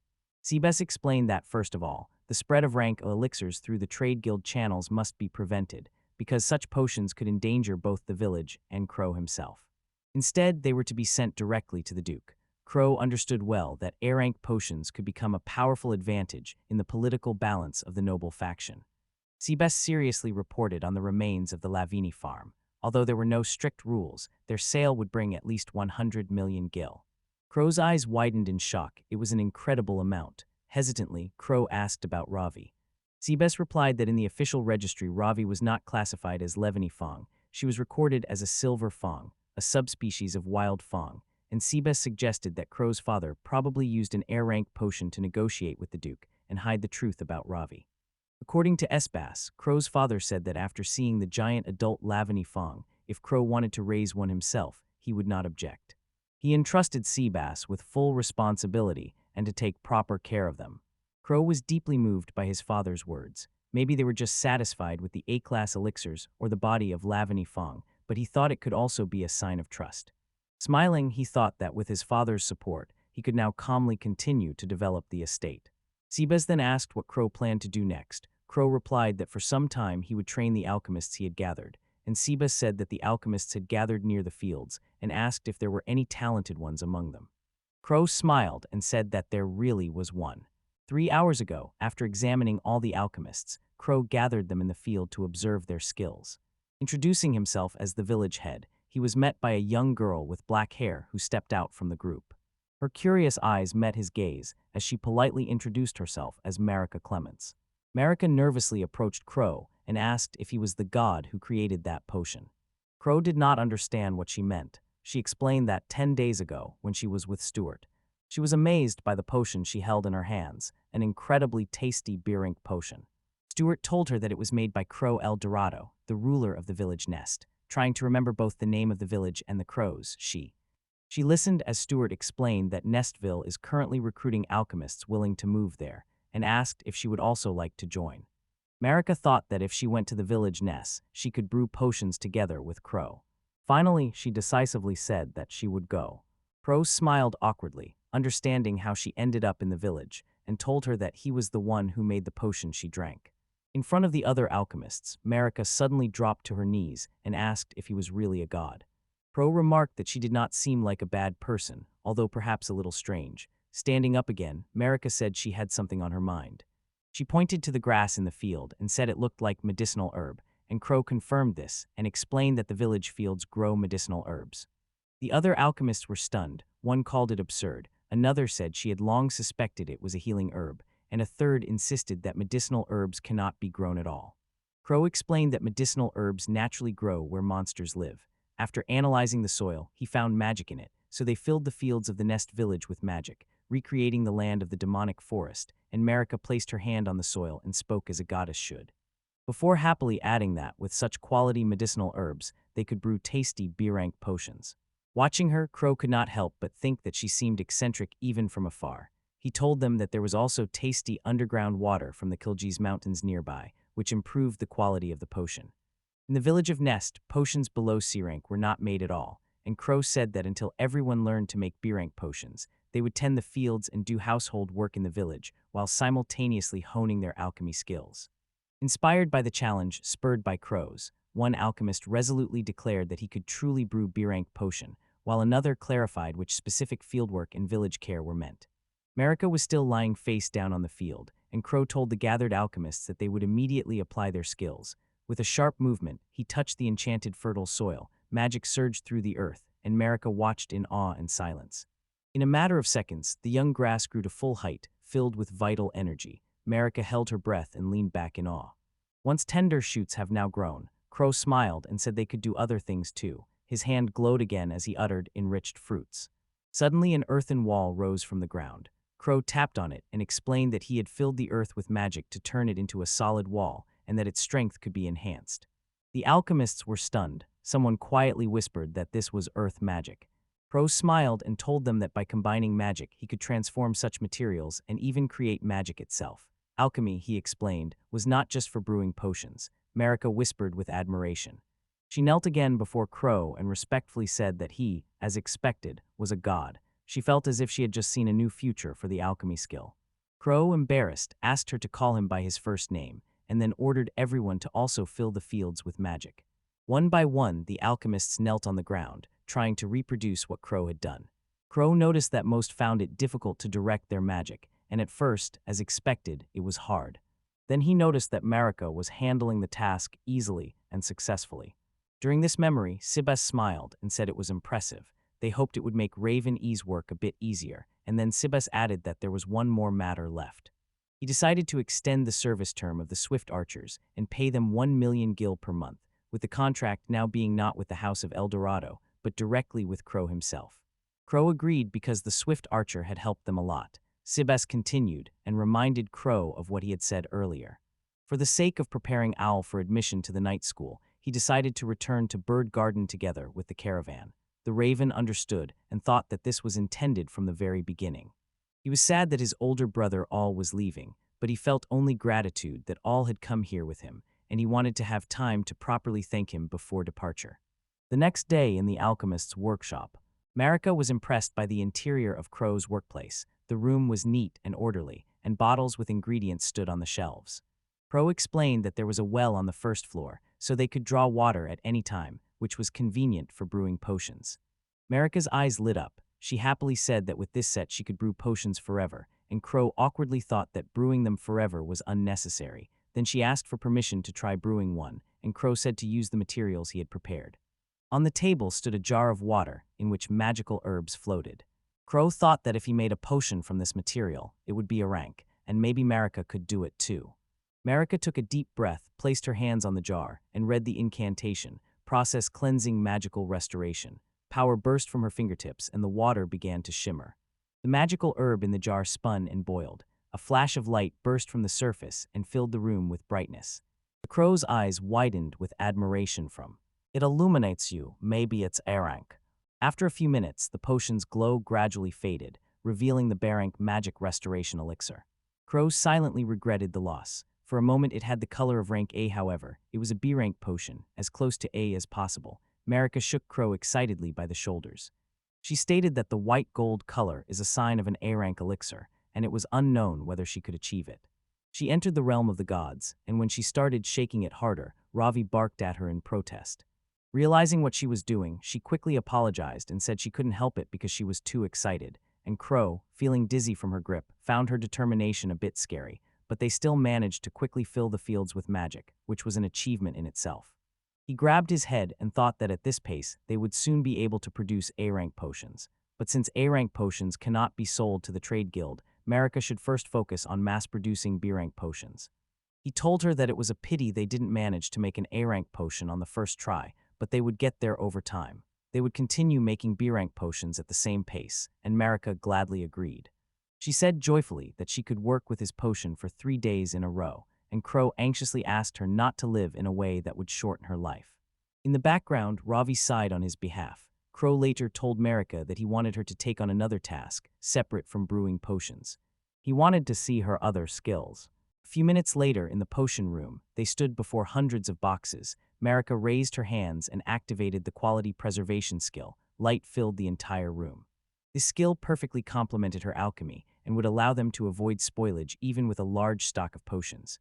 Crow thought that until now they had kept only the minimum for sale to the merchant guild, but now this limitation would disappear. He noticed that Marika could not move far while the preservation magic was active. Crow took out pizza to share, and Marika, seeing it, began to salivate and her eyes lit up. After trying it, she said it was very tasty and praised the quality eggs and cheese. Even with usual ingredients, the combination made all the difference. Crow said he thought about selling eggs soon because there were too many now, and Marika gladly offered to apply the quality preservation spell so they could be sold for more while fresh. Crow asked if she was sure, and Marika insisted and asked to be allowed to help if it was for the good of the village. He thanked her and offered a reward. Marika returned with a smile and said she would accept, and winking, he added that they would make 3 of his beer potions a day. A group of alchemists stood near the aviary and watched as Kentucky gently treated the lalliboards and spoke to them. Marika was surprised that the birds responded in kind. She did not expect them to be so affectionate. That day Crow showed the alchemists the village of H. Nizdo for variety. Currently, only Mariko knew how to make potions from beer ink. To prepare the next generation of skilled alchemists, Crow recently entrusted them with directing magic into the fields, brewing potions, and creating earthen walls meant to hone the precision of their transformations. If they improved their work a little, he could assign them morning chores. Jimmy McDonnell, an alchemist of rank C, approached Crow and said he still did not believe they were really raising magical creatures. Crow considered Jimmy the most promising talent after Mariko. Jimmy was one of the few who could live solely off alchemy, and besides Mariko, he was the only one who did not need a side job. Crow smiled and said that if he gave the lalliebirds some healing herbs, they would calm down. Then Mariko asked Kentucky if she could feed them too, with his permission. She approached the birds, offered them herbs, and noticed that they were much smarter than wild ones, smiled, and decided that this, as expected, was thanks to the healing herbs grown by Crow. Hearing her remark, Crow thought that smart was not quite right. The lethargy of Lalleberg was due to the herbs. Then Crow led the group to the reservoir, stopping in the village of the river Lizard to pay respects. When they reached the reservoir, Crow explained that it was also created using alchemy. One alchemist skeptically said that such a reservoir was built by one person. Another noted that it looked more like diverting a river tributary and asked Crow what the distance there was, and Crow admitted that it would be difficult for one person, but if several worked together, eventually everyone could do it. Jimmy then asked why the village of H. Nizdo maintained relations with the lizard. Crow smiled and explained that they exchange vegetables from the village for fish caught by the lizard, and looking ahead, pointed out that the lizard village was already visible. When they came, something was wrong. Jimmy noticed that no one was nearby. Crow also wondered what could have happened. Then one by one, the lizard people began to come out of the pond. Jimmy pointed at them and asked Crow if that was a river lizard man. Crow confirmed, but was surprised why they were all in the pond. Some of the lizard-like creatures seemed to signal something to them in fear. Jimmy wondered if they were telling them to run. Suddenly, someone from the group called Crow. Crow pointed at the huts and saw that there was something inside, and when creatures came out from there, he quickly ordered everyone to hide behind the nearest trees. Goblin monsters ranked D from their shelter. Crow surveyed the place and decided that the goblins had probably attacked the village. Jimmy asked if he should return to Nest Village to call for reinforcements. Crow raised his hand and shook his head. No, he would handle it himself. Marika, worried, voiced concerns aloud about what would happen if something went wrong. Crow thought to himself, "Don't worry, Marika. Alchemy can also be used in battle." He placed his hand on the ground. Sparks of magic burst through the soil. That began to rise up. One of the goblins noticed the disturbance while improving the earth spike. Earth spikes burst from the ground, piercing goblins and quickly killing them. Crow noticed one who broke free from under the thorns. This time, he raised his hands and perfected the alchemical air cannon. With a sharp movement, a stream of compressed air burst forward and hit the fleeing goblin right in the head. The enormous pressure tore his body apart. The alchemist watched with admiration how quickly they defeated the goblin. Crow turned to them and said that by using alchemy in this way, he would be able to perform various attacks. Chikaka ran up to him, called him an incredibly powerful magician, and sincerely thanked him, saying that he truly owed Crow. Crow said it was nothing, and instead asked if anyone was hurt. Mariko, who was standing behind, was surprised to hear that the lizard spoke with such a strong accent. Chichikaka assured Crow that they were all right. He sensed the presence of goblins and ordered everyone to hide immediately. Crow felt a little awkward because about 50 people from the Kipak tribe came out of hiding, who had fled from only 2 goblins. Chichikaka noticed the alchemists and realized that they were new residents. Crow confirmed this, saying that they were alchemists like him. Marika happily added that she was also an alchemist, but her skills and Crow's were as different as heaven and earth, and Chichikaka said there was no other great mage like Crow. Crow smiled awkwardly and asked if Chichikaka could calm down now, but the lizard irritably replied no, and when Crow asked if there was something else wrong, Chichikaka explained directly that those goblins were actually minions of a lizardman from the swamp. This confused Crow. The lizardman explained that the goblins were very cruel. They drove the lizard folk out of their village, and now, targeting this place, the goblins would continue their attacks until they captured it. Marika remarked that it was terrible. Crow asked Chichikaka where his native village was. Chichikaka replied that it was located upstream of the river, beyond the demonic forest. If the goblins had reached the Kipak tribe, the Nest village could also be within their reach. Crow understood and assured Chichikaka that he would do everything possible so they could all live in peace. First, he would return to Nest village to make a plan. The lizardman was satisfied and told Crow to give the signal. Returning to Nest village, Crow met all brothers, who had just returned from the demon forest. He explained the situation and asked for their help. They readily agreed, and Yorudo and Narasu prepared to go on a reconnaissance mission. The bones they collected were thrown on the ground. Kairasuke pointed to the pile and asked Crow if this amount would be enough. Crow thanked him and said that it would be enough. The bones were from a black buffalo that attacked the village of Nest. Soaked with magic, they could later be sold as fertilizer for fields. Whitehair asked what Crow was going to do with the bones. Crow replied that he had heard that the swamp lizard people are quite aggressive and have valuable materials, and he thought that it would be better for everyone to have new weapons. When they heard this, everyone began to ask Voron to also make them weapons. Crow said that they would take turns. He will start with Yorudo and Nelson, so they need to hurry. Although he was making a weapon for the first time, Crow hoped everything would go well. Touching the ground, he wondered what shape they should be. Owl and Rose fought in a fast style, so a heavy sword would hinder them, but the weapon turned out to be too light and not powerful enough, so he decided to increase the bone density and make a thin but strong sword. He was reading the spell, turning the bone into a weapon. Soon 2 swords were ready. Rose and I will gladly consider them. Rose. They noticed how easy it was to wield them, and I noticed that they combined well with body enhancement magic.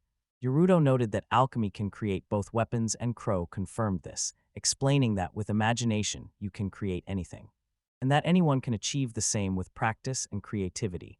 Then he began making weapons for Yorudo and Nelsus, and the Albro brothers were happy when they received theirs. Crow then asked for their intelligence report. He explained that the enemy village stood around a swamp, and most of it was marshy. About 50 armed goblins guarded the settlement, and about 30 red lizard men, probably swamp dwellers, were nearby. From the way the goblins gave orders, it seemed they were in command. Crow noted that there were more of them than he expected. If the goblins attacked the Nest village, it could cause problems. Karasuki suggested that if the goblins understand language, they could try to negotiate. Crow agreed and said he hoped for a peaceful resolution. After a brief reflection, Karasuki told Crow that he had a proposal.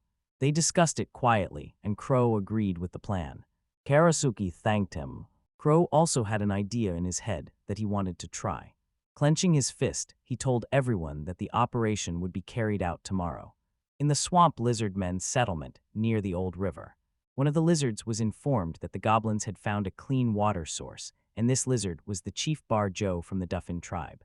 Another lizard-like creature informed him that the Kepok tribe seemed to be already subdued, and one of the goblins had returned to report. Bar-Jo rubbed his head. Noticing that the lizard people were still weak, he could not believe that only 4 goblins managed to subdue them. He also did not believe that these were the same lizard people. Another lizard added that ahead there seemed to be a large place resembling a city, but they could not get there because it was surrounded by walls. The structure there was impressive. Bar-Jo decided to wait for the right moment when the gates would open to attack. Suddenly, someone called him, announcing that the people have already arrived. Seeing the group crows, Bar-Jo demanded to know who they were. I will answer that they came from a southern village, and local goblins they were causing problems.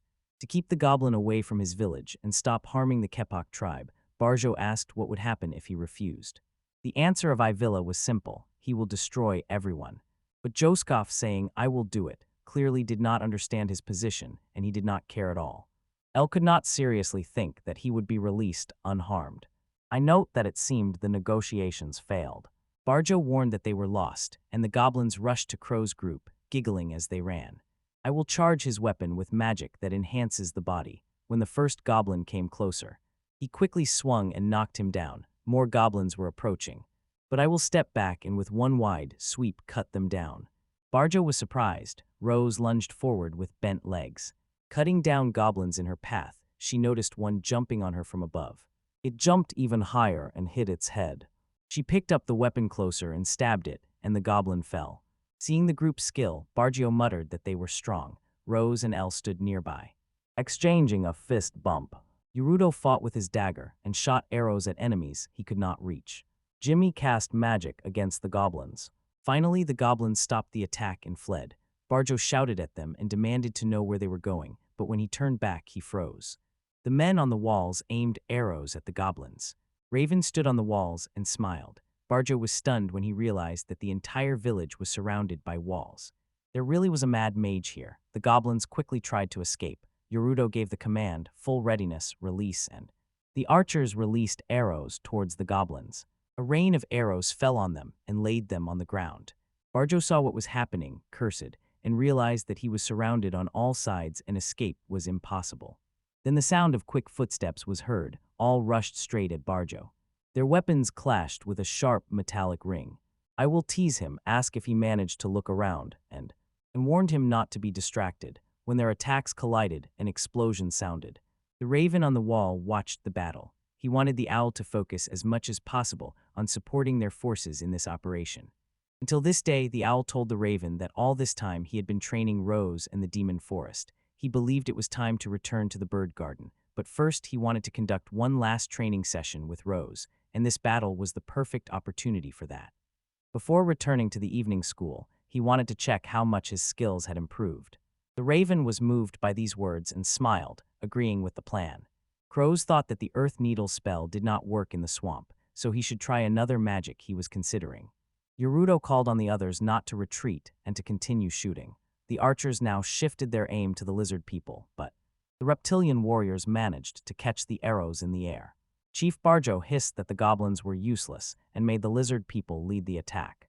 Drawing their weapons, the lizard people rushed forward. Yurudo retreated when one swung an axe at him. Then they gave the signal for another volley of arrows. This time, several arrows hit the target.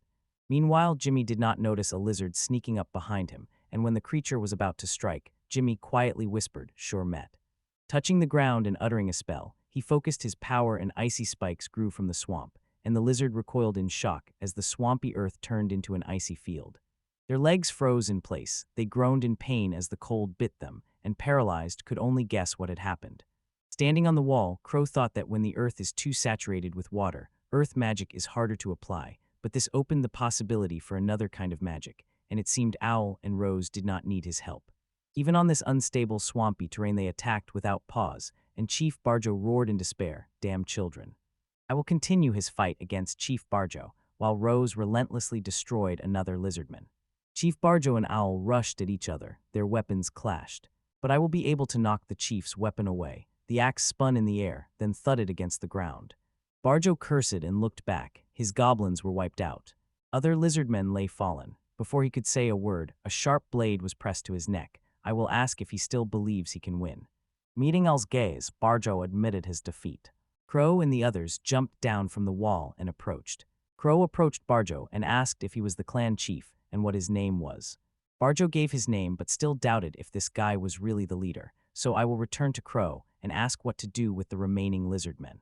To everyone's surprise, Barjo suddenly begged for mercy, promising that they would never oppose Crow again. He proposed to give up all their weapons and armor and swore to leave them on this land. Crow hesitated. Until now, he had mercilessly fought demons with whom it was impossible to negotiate or have a conversation. But these lizards were different. It was possible to talk and negotiate with them. It was perhaps a naive thought, but the chance that they would change was small. The question arose as to what extent he should punish such enemies. Crow decided that if the lizard people wanted to survive, they would have to go far north beyond this place. They would never again be allowed to command the goblins. If they broke this promise, he would see how they destroy it. Barjo bitterly muttered about the shame of being indebted to someone. I will accept Crow's decision, hide his weapons. Barjo ordered his warriors to immediately give up one hand each. From now on, as he announced, the dolphin tribe would become the clan of one-handed people. Crow raised the weapon and cut off the left hands of each lizard person one by one. When everything was finished, Al reported that the weapons were also collected. The lizard people's village was burned, so they had nowhere to return. Crow doubted whether this was really the right step. Rose hugged him from behind and noticed his gloomy expression. She assured him that if the lizard people ever returned, she would handle them herself. Crow apologized for the smell of blood, which embarrassed Rose, so she insisted that he set the bait faster. He laughed, and when she asked why, he just shook his head. They shook hands, and Rose said she would return to the village of Nest. After a pause, Crow agreed. From this meeting, he understood that the threats they faced were not only from the demon forest.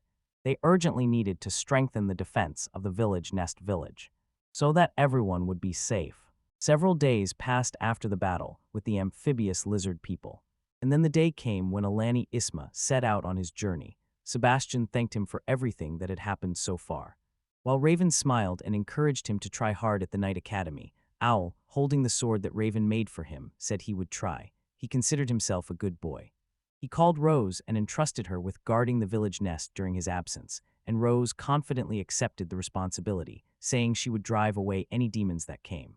At that moment, Lavi approached. I will gently pet him and also entrust him with protecting Crow. Sebastian reminded Owl to be careful, and Owl promised to return again when he had a break. He said goodbye loudly and left by wagons. The others watched as he walked away. Stuart quietly noted that Crow-sama would also leave soon, and Crow, smiling, entrusted Stuart to take care of Al and asked to bring many Philosopher's Stones next time. Stuart assured him that he planned to increase that even more. Meanwhile, the man apologized to the Alchemist Sama and asked him to transport the harvest to the square. Jimmy agreed to take on the task. Crow, thinking about the recent incident with Lizerman, decided to strengthen his defense, and using the Philosopher's Stone he received from Stuart, created several golems.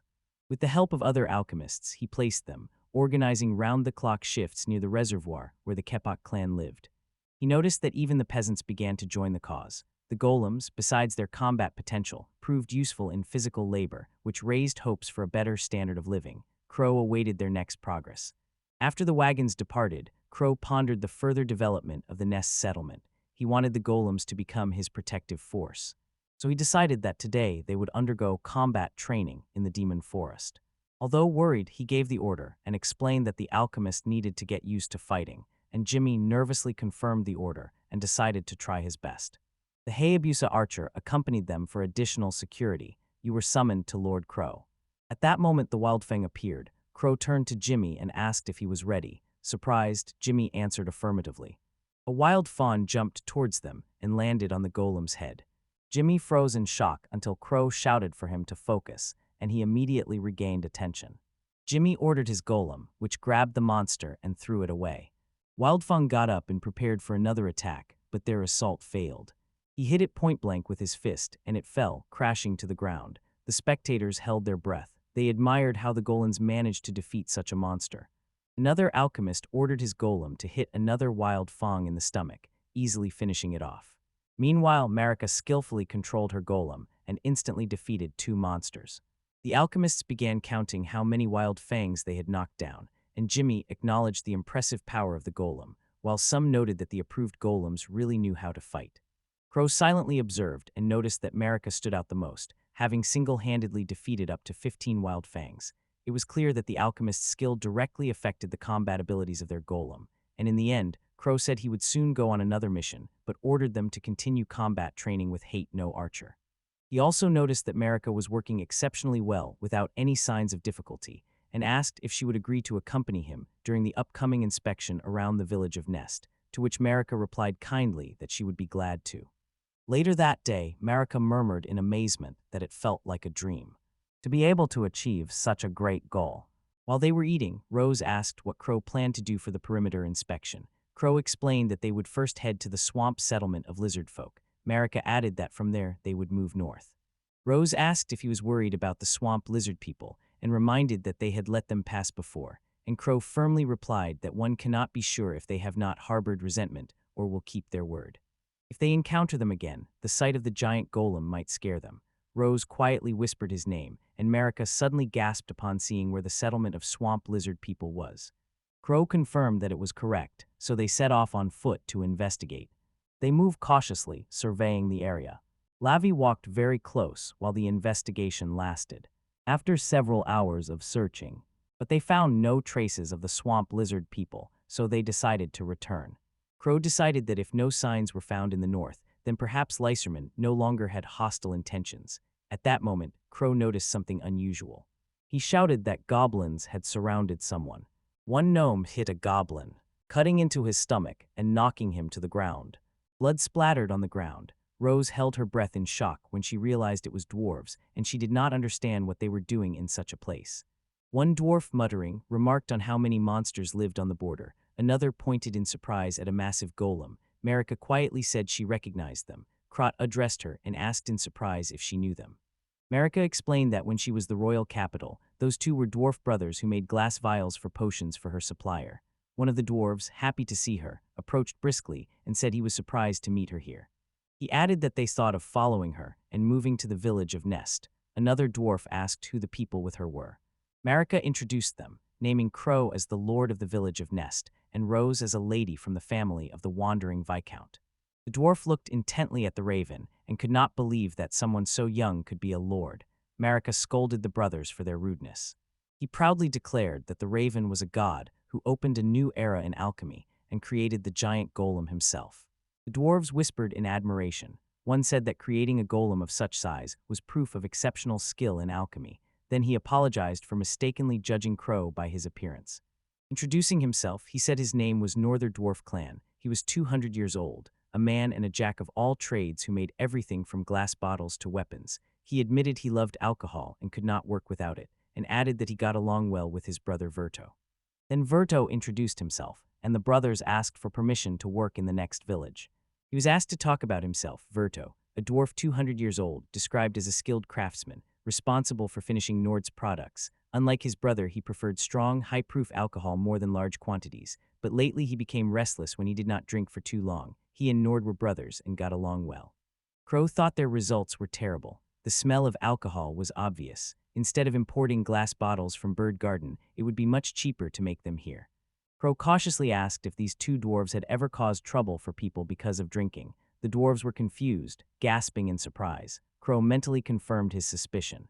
Marika approached closer and whispered to him that there was no need to worry. She vouched for their skills. She reminded him that both were also blacksmiths. If they lived somewhere far from the village, they should not cause problems. Crow replied that she seemed to know them well. He considered the situation. Blacksmith work inevitably causes loud noise. If drinking caused even more noise, placing them in a secluded place would reduce problems. Finally, Raven made a decision. He allowed them to stay because refusing those who had traveled such a road would be pointless. Nord sighed with relief and thanked him. Verto added that their drinking almost sent them back to the royal capital. Then Verdo aloud wondered how the Lord found out about their love of alcohol. Rose said directly that it was obvious to everyone, they stank of it. Verdo shyly laughed, realizing she was right. At that moment, Nord noticed Ravi and asked if it was a monster. Crow explained that his name was Ravi and that they raised him in the village of Nest. Nord nodded, understanding, and Ravi was gently wrapped, and murmured that it was so cute. Ravi flinched from the sudden hug, but did not let go. Nord became worried and said that Ravi was limp in his hands. Crow ran up anxiously and called Ravi by name. He quickly understood the reason. Ravi was overwhelmed because Verdo and Nord smelled strongly of alcohol. Meanwhile, Rose's face darkened, her aura became threatening. She clenched her fist, and Crow nervously uttered her name. Rose, enraged, declared that from this moment on, gnomes were forbidden to approach Ravi. The brothers immediately rushed after Mikaeu to hide. Crow mentally decided that it was indeed better to settle them far from the rest of the village. In the village of Nest, autumn arrived, and with it came 300 immigrants. The air was filled with hissing sounds and the aroma of fried fish. Seabes said that the relocation went smoothly, and the welcome party was a great success. Crow, replying in a tired voice, agreed. Seabes noticed that he looked tired, and Crow explained that it was because he had evaluated all 300 people in one sitting. Moreover, just that day, he expanded the village and created 4 new residential zones for the newcomers, each with 100 people, and Seabes remarked that such work must also be exhausting. As Raven ate, he thought that even with a good attitude, he did not expect that as many as 300 people would settle in such a remote place. Seabes replied that this shows how hard it is to live in other places, and that many would take the chance to survive the winter when it is guaranteed. It was then that someone in the crowd called for Crotodons. Chichikaka intervened and said that it was good that they were allowed to join. Raven smiled and acknowledged that the Kaipak tribe had always cared for them. Chichikaka theatrically said that he was glad that other races finally started treating them well, and Raven replied sympathetically that it must have been hard for them until now. The lively murmur of people grew, and Crow inwardly was surprised by the noise, suspecting that something had happened, so he went into the crowd to check. He saw Nord and Verdadrank with Marika, who was desperately trying to stop them. Seeing Crow, she immediately apologized and said she had only looked away for a moment while they drank so much, and Crow assured her it was not her fault, then approached the 2 dwarfs. Verdot loudly announced that the feudal lord had arrived, and Nord added that he arrived just in time. Verdo then handed Crow the equipment he had asked to be made, and inquired what excellent snack Crow could prepare with its help to go with Seik. The raven smiled brightly, thanked them, and said he would do it immediately. Later in the kitchen, Rose grumbled discontentedly that she also had to help. Crow promised her that if she helped make it, she would taste it first. Rose, examining one of the tools, asked about the blade and said she had never seen one like that before. Crow explained that it was a vegetable peeler, and next to it was a slicing knife. Rose asked with interest if the dwarf brothers had made them and how to use them. Crow peeled the washed potato with the vegetable peeler, showing Rose how it worked. Rose muttered that it was quick and easy. Crow continued and showed her how to use the potato slicer. Marika was surprised and impressed that it was simpler and faster than a knife, and allowed getting slices of even thickness. Rose watched the preparation and asked if it would be enough to heat the oil in the Kuro pot to a certain temperature, and Perfector agreed. They lowered the sliced potatoes, which had been soaked in water, into hot oil. The oil was boiling vigorously while the potatoes were being fried. Crow announced that the time had come. When he took out the chips, he let them cool a bit and sprinkled salt on them. He announced the result. The potato chips are ready. Looking at the freshly made chips, Marika said they smelled good. Crow suggested everyone try them. Rose quietly said she was curious about their taste, and Badge tasted them. And pleasure appeared on their faces. Rose was amazed that such simple French fries could be so delicious, and at that moment, someone suddenly asked to try one. After tasting it, Nord exclaimed with delight that it was delicious. Verdo added that it pairs perfectly with Seik. The man loudly said that Kuro-sama had prepared another wonderful dish. The children ran up joyfully and called Kuro-sama because they also wanted to eat. Cross gently and warmly handed them something, and joyful bustle spread throughout the village. The pro muttered that his physical strength was at the limit.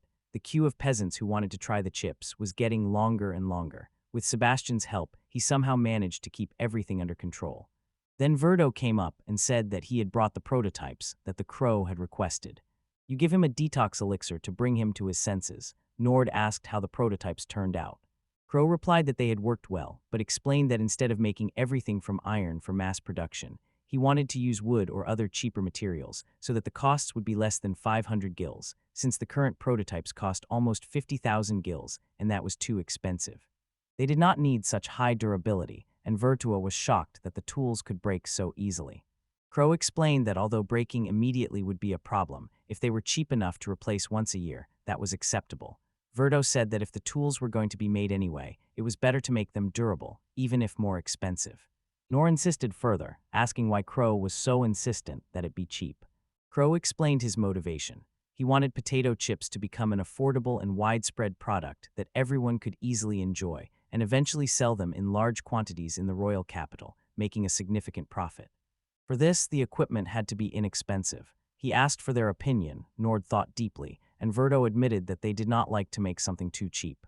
Seeing the happy faces of the peasants eating chips, Virto gave in.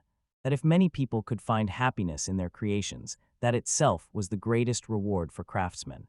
Nord agreed. After that, Virto said that they would go for a drink again, and Nord asked Crow to wait for the improved versions. Meanwhile, Crow thought that the device for cleaning and slicing could still be improved. To sell more potato chips, he wanted to expand the flavor selection. He thought that by boiling bones and meat down to a concentrate, one could get the taste of consomme, although it might not be very efficient. He also realized that they relied on the trade guild for salt and pepper. Looking ahead, he decided it was worth trying to grow spices independently. He decided to ask Stuart to bring several types of spice seeds. Sibes confirmed and said he would send a letter.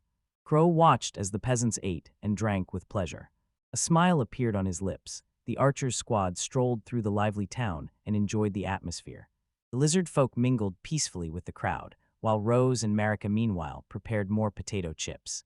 Raven thought to himself that since the population had grown significantly, they should take up new ventures.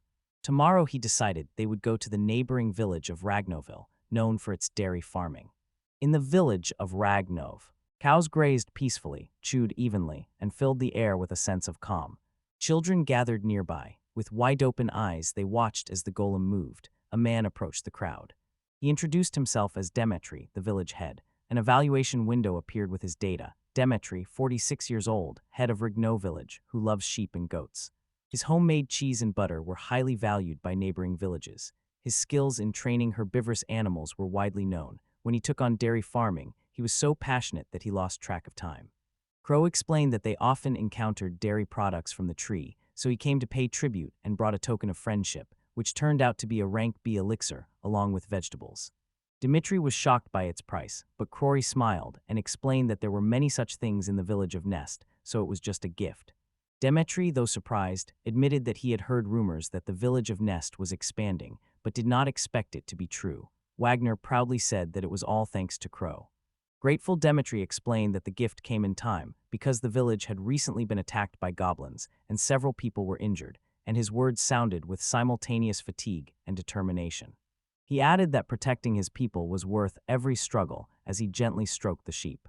A warm smile appeared on his face. Crow's expression darkened with thought. He realized that Ragnoville constantly moved within a certain zone and did not have permanent defensive structures like Nest Village, and because they relied on movable tents, anxiety constantly accompanied them. Suddenly, he had an idea. He suggested that the people of Ragnos relocate to the village of Nest, where they would be provided security, stable food, and help with rituals. This would also ease access to dairy products and make the deal beneficial for both, but Demetri quickly shook his head. They explained that their way of life depended on breeding herbivorous animals that required constant movement in search of fresh grass, so settling in one place would be difficult. They proposed, then responded with a counter-proposal. If there was guaranteed to be enough grass, would the problem of movement disappear? The peasants fell silent and looked at him. The lowing of cattle echoed through the air, as if filling the pause. Whispers spread through the crowd. People wondered what the lord of the village Nest was going to do with alchemy, Chronolt. Calling upon his power with a cry in his heart, he created the steps. In the blink of an eye, the land before them turned into a carpet of lush greenery. Exclamations of admiration appeared. Demetrius spoke of a miracle, of alchemy that could restore grass.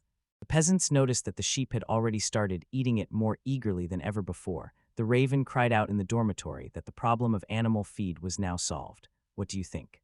A peasant addressed his leader and insisted that he make a decision. Demetrius closed his eyes and thought deeply, then decisively turned to Crow. and accepted and trusting his people to arrange the village. Moved, he fell to his knees and with tears in his eyes, sincerely thanked. The raven's smile shone and promised harmony between them. The peasants echo that smile, they are as pure as a leaf. Crow and Wagner exchanged glances and silently felt the weight of the moment. 2 days later, Demetri stood with his people from the village of Rigno. They looked at the unfamiliar outskirts and whispered that this was now their home. Crow warmly welcomed them to the village of Hnizdo and immediately began showing them the area. Since herbivores reacted to the presence of monsters, the residents of Ragnov were settled on the opposite side of the cursed forest. He showed them their new homes, and the children were happy when they saw the rooms. They jumped on the beds and admired their softness and comfort. Crow then led them to the barn prepared for their animals and explained that the earthen rampart and wall between the barn and the residential area would reduce noise and smell. The peasants admired the buildings, sturdy, spacious, and sufficiently comfortable for their livestock. Finally, Crow took them to the farmland. The children looked excitedly at the wide fields. And Metri, smiling broadly, thought to himself that they seemed to be settling in well. Crow thought at that moment that thanks to the alchemist's help, they managed to prepare so much equipment in just 2 days. Rose appeared with Ravi, sighed, and explained that the baby woke up from the smell of animals. Suddenly, Ravi broke free from the hands. Rose called anxiously when Dmitri froze in shock, recognizing the creature as a silver wildfang. At the thought of such a dangerous creature among them, panic rose in him for a moment, but Crow's calm smile reassured him. The raven called Ravi back, and when he responded joyfully, he asked him to lead the sheep. Ravi suddenly rushed forward, forcing the flock to move. They ran and Ravi energetically chased after them. The villagers were impressed and admired the creature's intelligence. The raven explained that when Ravi was nearby, one could try making such requests. Then Crow asked if the residents of Ragnov needed anything else. Dmitri explained that producing dairy products, especially cheese, was difficult without proper facilities, if they aimed for mass production. A separate workshop would be needed. He described 3 rooms to separate the processes. One for thermal processing, another for molding and pouring, and one more for shaping and aging. Moreover, since sheep were shorn here, a separate room would be needed for processing wool into yarn. Crow readily agreed and decided to consult with the dwarf brothers regarding equipment. Then he asked Demetrius to also take care of the horses of Nest Village, increase their number, and teach the horses to ride, and Demetrius confidently agreed. Crow thought to himself that if the protective alchemists learned to ride, the village's defensive mobility would greatly increase. Having woolen clothing for the coming cold and plenty of dairy products, their life would only become richer. Territory record updated Nest Village, population about 400 people, production. Livestock breeding notes, Rigno village annexed, started dairy farming, now keeping a large number of sheep and goats and several horses. Meanwhile, at the rambling Viscount's estate, the man was looking out the window. He was talking about what had been discussed. He wanted her to go to Nest Village, where his daughter lived, because she relied on her. The knight knelt before him, and a slight smile curved lips. The village came alive and was filled with energy. When Voron was enjoying his food, he thought that starting the morning with pizza generously sprinkled with cheese was a wonderful way to begin the day. Suddenly Rose ran up, and it was clear that she was in a panic. She exclaimed that something terrible had happened. Diana was in the village. Before Rose could finish speaking, a decisive voice interrupted the silence and announced her presence. Diana stepped forward and clearly said that there was no point in running. Rose, defending herself, said that she was not running away and only asked why Diana was here. Crogently pronounced the name Rose. Before anyone could say anything, Diana noticed her with a sharp glance and suddenly rushed forward. Rose's eyes widened in shock. When Diana hugged her tightly and said she would never let go. In the evaluation window, her data appeared. Deanna Mackler, 12 years old, Rose's maid from the Rambling family, a power-type swordswoman and at the same time her bodyguard, who adored Rose above all and feared most that she would not love her. Rose insisted that she calm down, and Crow greeted Diana with a smile and thanked her for enduring the long journey. Rose turned to him in surprise, realizing that he knew about her arrival, and demanded an explanation for why he hadn't told her. Crow admitted that he received a letter from Viscount Rambling, but did not mention it because he feared it would only worry her. Diana explained this. Upon hearing that Elle had returned to the bird garden, she was sent to take this place. Bowing, she thanked Crow for the care of Rose so far and announced that from now on she would take care of Rose herself. Rose sighed wearily, realizing that her carefree life was over. The crows suggested that Diana live in Rose's house because they believed there was enough space for both, and Rose reluctantly agreed, telling Diana to do as he said. Diana was happy at the thought of living alone with Rose, while Crow quietly worried that two women together might create difficulties. He reminded himself that having one more capable fighter was still an advantage. He noted that although she arrived recently, he would have to immediately involve Diana in the work. Soon three of them set off into the forest, and the archer walked behind. Crow explained that they regularly hunted in the cursed forest to obtain food and materials. Rose asked where they would go now that there were more of them. Crow replied that they would go beyond the territory of the black buffalo. At that moment, Diana looked back and wondered why there was such a demon here, while Lavi, pushed out of sight, wanted to go with them but had long since fallen sound asleep. The one who carried Lavi was a golem that a crow had borrowed from Eris. The giant golem was too big for hunting, so this smaller one was more suitable. For a moment, his thoughts were distracted by what had happened to Marika's bear. When their path brought them right up to the herd of black buffaloes, she asked Crow to step aside, then raised the sword, Buffalo R-word, and rushed forward. At the right moment, Diana intercepted his attack. The force of the collision raised smoke around them, and when it cleared, the bison stood up and got angry, but before it could strike again, Diana swung her great sword and with one blow knocked it down. Another buffalo charged at them, but her blade quickly felled it as well. Two more ran up from behind, but Rose, smiling broadly, instantly dashed forward and cleanly cut them down. Crow watched with pleasure. Their coordination was flawless. Rose fought steadfastly, and together they created a perfect rhythm. They ventured deeper into the cursed forest. Rose noticed how far they had already come. Crow noticed that they were somewhere between Devil's Forest and the Kyrgyz Mountains, the land becoming steeper. Rose, cautious before the unknown, asked Diana to be vigilant. Diana responded to her with firm determination. A noise broke the silence. Something was approaching. The group stopped when Rose shouted a warning. A huge beast emerged from the shadow, an old grizzly radiating dominance, a solitary predator with strong territorial instincts, a threat of rank B. You were stunned by what you saw and felt danger. Crow quickly calculated. If this monster had rank B, that meant 100 or more black buffaloes. Rose asked if they should fight. Crow decided that this was the best opportunity to test the creature's strength. It would face this head-on. The old grizzly roared and struck the golem with a fist, knocking it back, and it staggered. The forest trembled from the sound of its fury. At that moment, Diana rushed forward. Her sword thundered against the monster with strong blows. Smoke rose as her blade cut into its neck. But the monster broke through, not stopping. Its massive body rushed toward her. Diana screamed in frustration. Her attack was superficial. The grizzly leapt high into the air, raising its claws, and knocked them down with terrible speed. She tensed, impressed by its strength and speed. Suddenly, the very earth responded. Stone spikes erupted from the ground. The monster was pierced during the lunge, and it fell heavily to the ground. Diana froze in shock, eyes wide open, realizing what had just happened. It was earth magic. The monster recoiled. Alarming cries sounded, urging Diana to retreat. Eros lunged through the air toward the old grizzly. Sifa spoke a spell and created a fiery sphere to pierce those who deserved it. A sudden burst of fire appeared as if from nowhere, rushed through the air and hit the monster. An explosion sounded, flames engulfed its body. The old grizzly roared with rage, and Kaatram muttered to himself, amazed that he managed to dodge even such a spell corresponding to his B rank.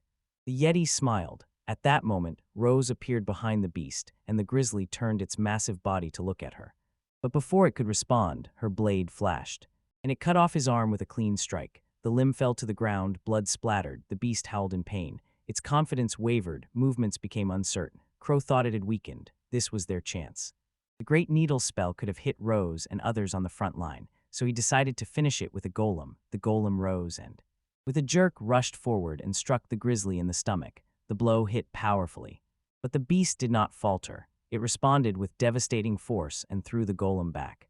Cracks spread across the golem's face, but it held firm. Its feet dug into the ground. Gathering strength, it jumped, and with one destructive blow pierced the monster's skull. The old grizzly's head exploded and flew into the air. The golem landed heavily, and the lifeless body of the monster fell to the ground. The raven loudly said that the elder grizzlies had been defeated. Diana Ostruck asked about the power of the small golem. Wondering where Crow got it from, he calmly explained that he created it himself using alchemy. Diana held her breath in shock. It was not earth magic, but alchemy. Rose added, in passing that earth, and the wall had also been created by alchemy before. Crow's expression slightly changed from embarrassment due to this revelation. Suddenly, Ravi slipped from his hands. Runs in small panic circles until it collapses to the ground. The nurses noticed that its movements resembled territory marking. Rose thought aloud that maybe Ravi had become attached to this place. The Raven thought to himself that this place was truly his territory, but the time of choice confused him. Gerd suddenly called out, noticing something. Focus on the body of the old grizzly, on the old scar. It was a deep wound that was not inflicted during their fight. Crow confirmed that it was not theirs. He carefully examined its size and concluded that it must have been left by a very large creature, possibly another elder grizzly or something even stronger. Lavenier Fong felt a chilling thought. His eyes widened. What could have made Lavenier Fong, a monster from the snowy mountains, descend into the cursed forest? From the fresh wound on the grizzly's belly, it is visible that it probably lost the fight for territory, but even a monster of such rank should not have lost so easily. This meant that something even more terrible could be hiding in the Kurger's mountains.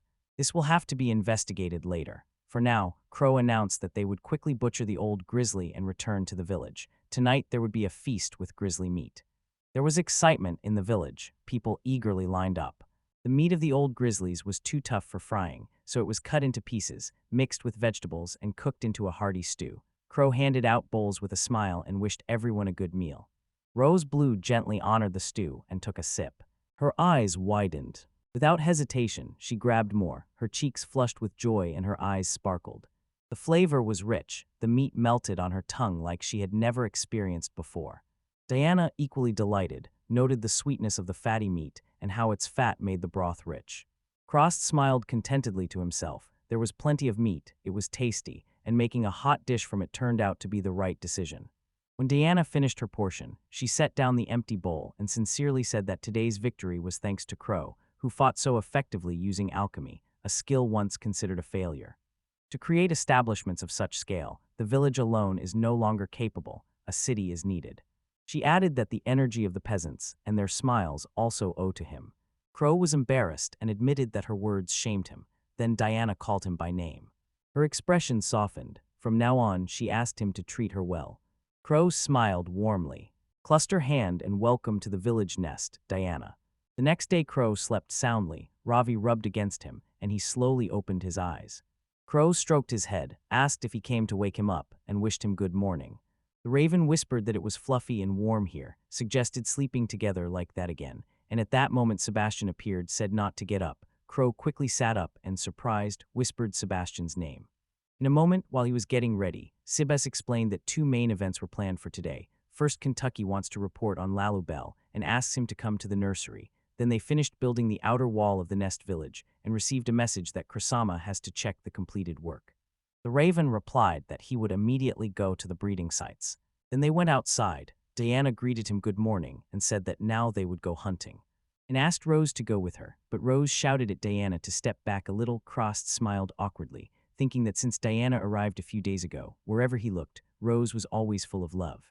At the nesting sites of the Lalibela birds, Kentucky immediately called him and excitedly reported that they had finally managed to calm the fierce law of the Bella bird.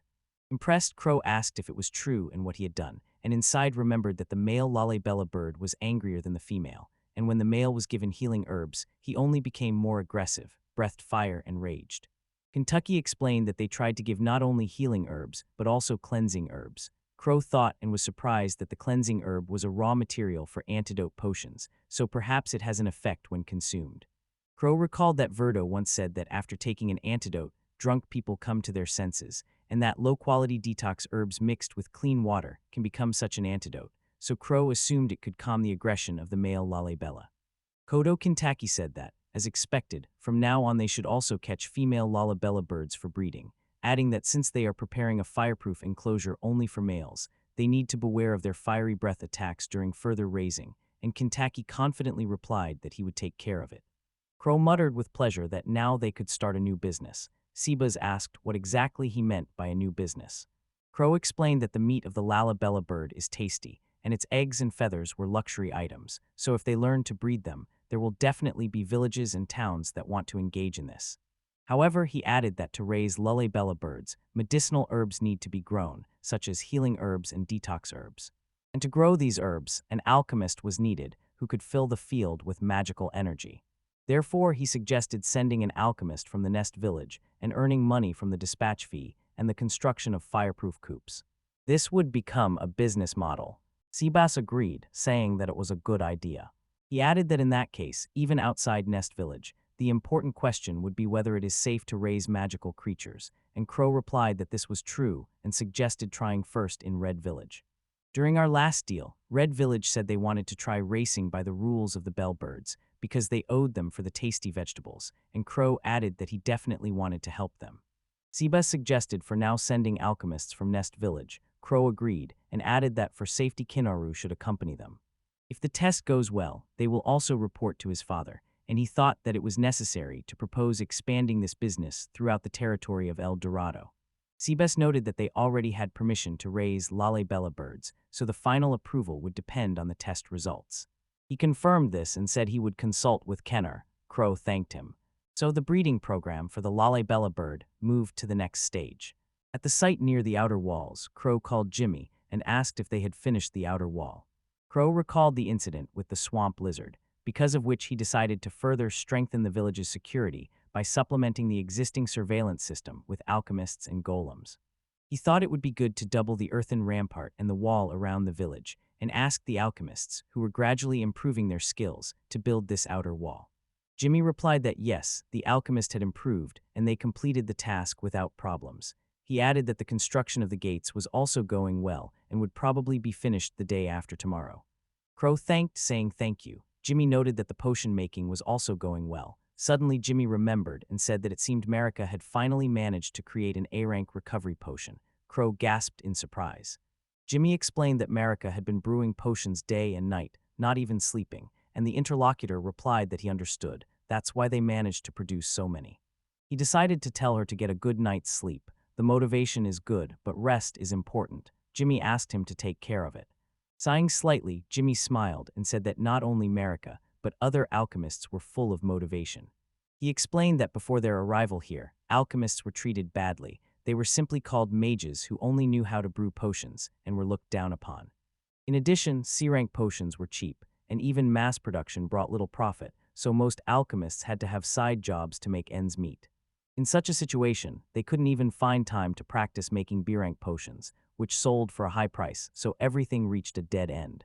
Crow fell silent. Jimmy continued and said that even he, who was considered lucky because as an alchemist he could survive on his own, still had financial difficulties and clenched his fist as memories surfaced. Children gathered nearby, and one of the girls said in surprise, "They thanked the alchemist San." Jimmy waved back at them. At that moment, someone called him. Inviting him to eat, Jimmy asked if it was really okay, sincerely thanked them, and the woman laughed. And she said that he always helped with field work and even went on reconnaissance beyond the village, and another woman added that he worked very hard for them. Alchemist San is needed in this village. Jimmy's eyes widened at these words. He continued to say that living like this, when you are thanked and needed by others, was like a dream. He thanked Kusama, said that thanks to him they were able to find hope, and Jimmy smiled broadly. Crow looked at him and said he was glad to hear that. He quietly thought that alchemists, besides making potions, their main business had stopped developing.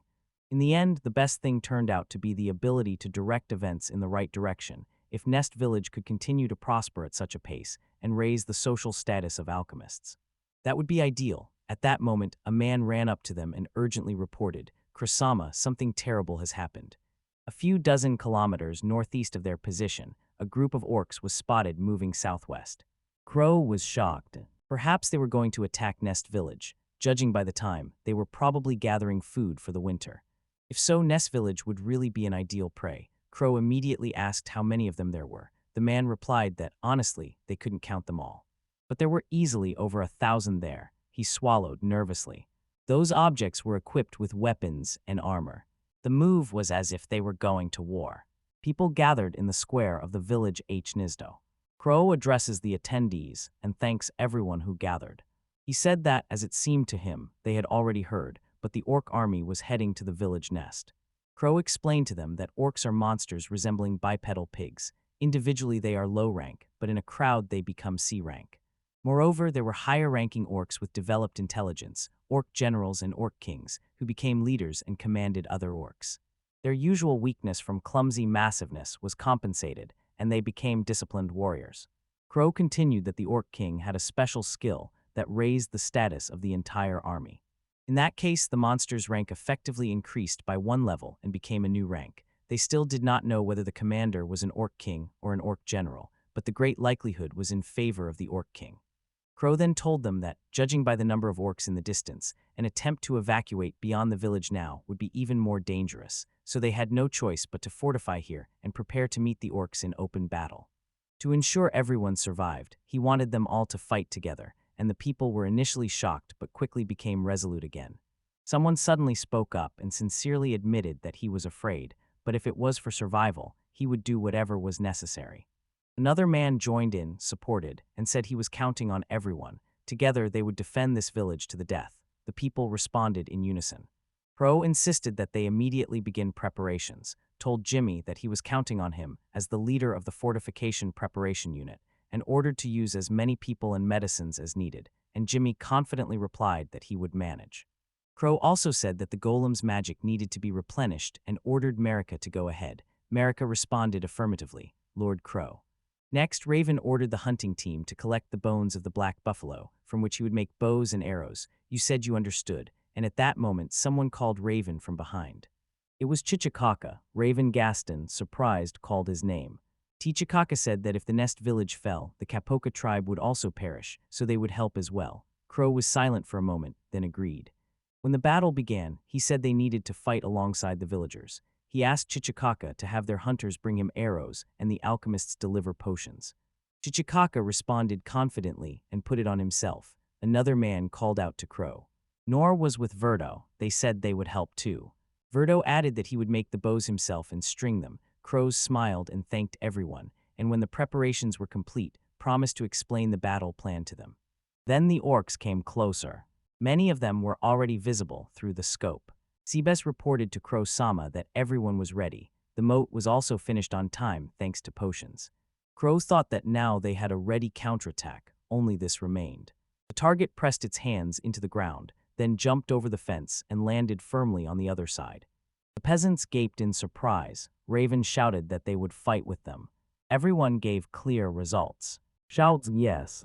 The golem's eyes flared up, and in the next moment it rushed straight at the enemy. The orcs screamed and prepared to attack. Giganto, the golem, rushed forward and knocked down the orcs around. The orcs screamed in pain as blood splattered. Dust rose around the golem. Raven thought to himself.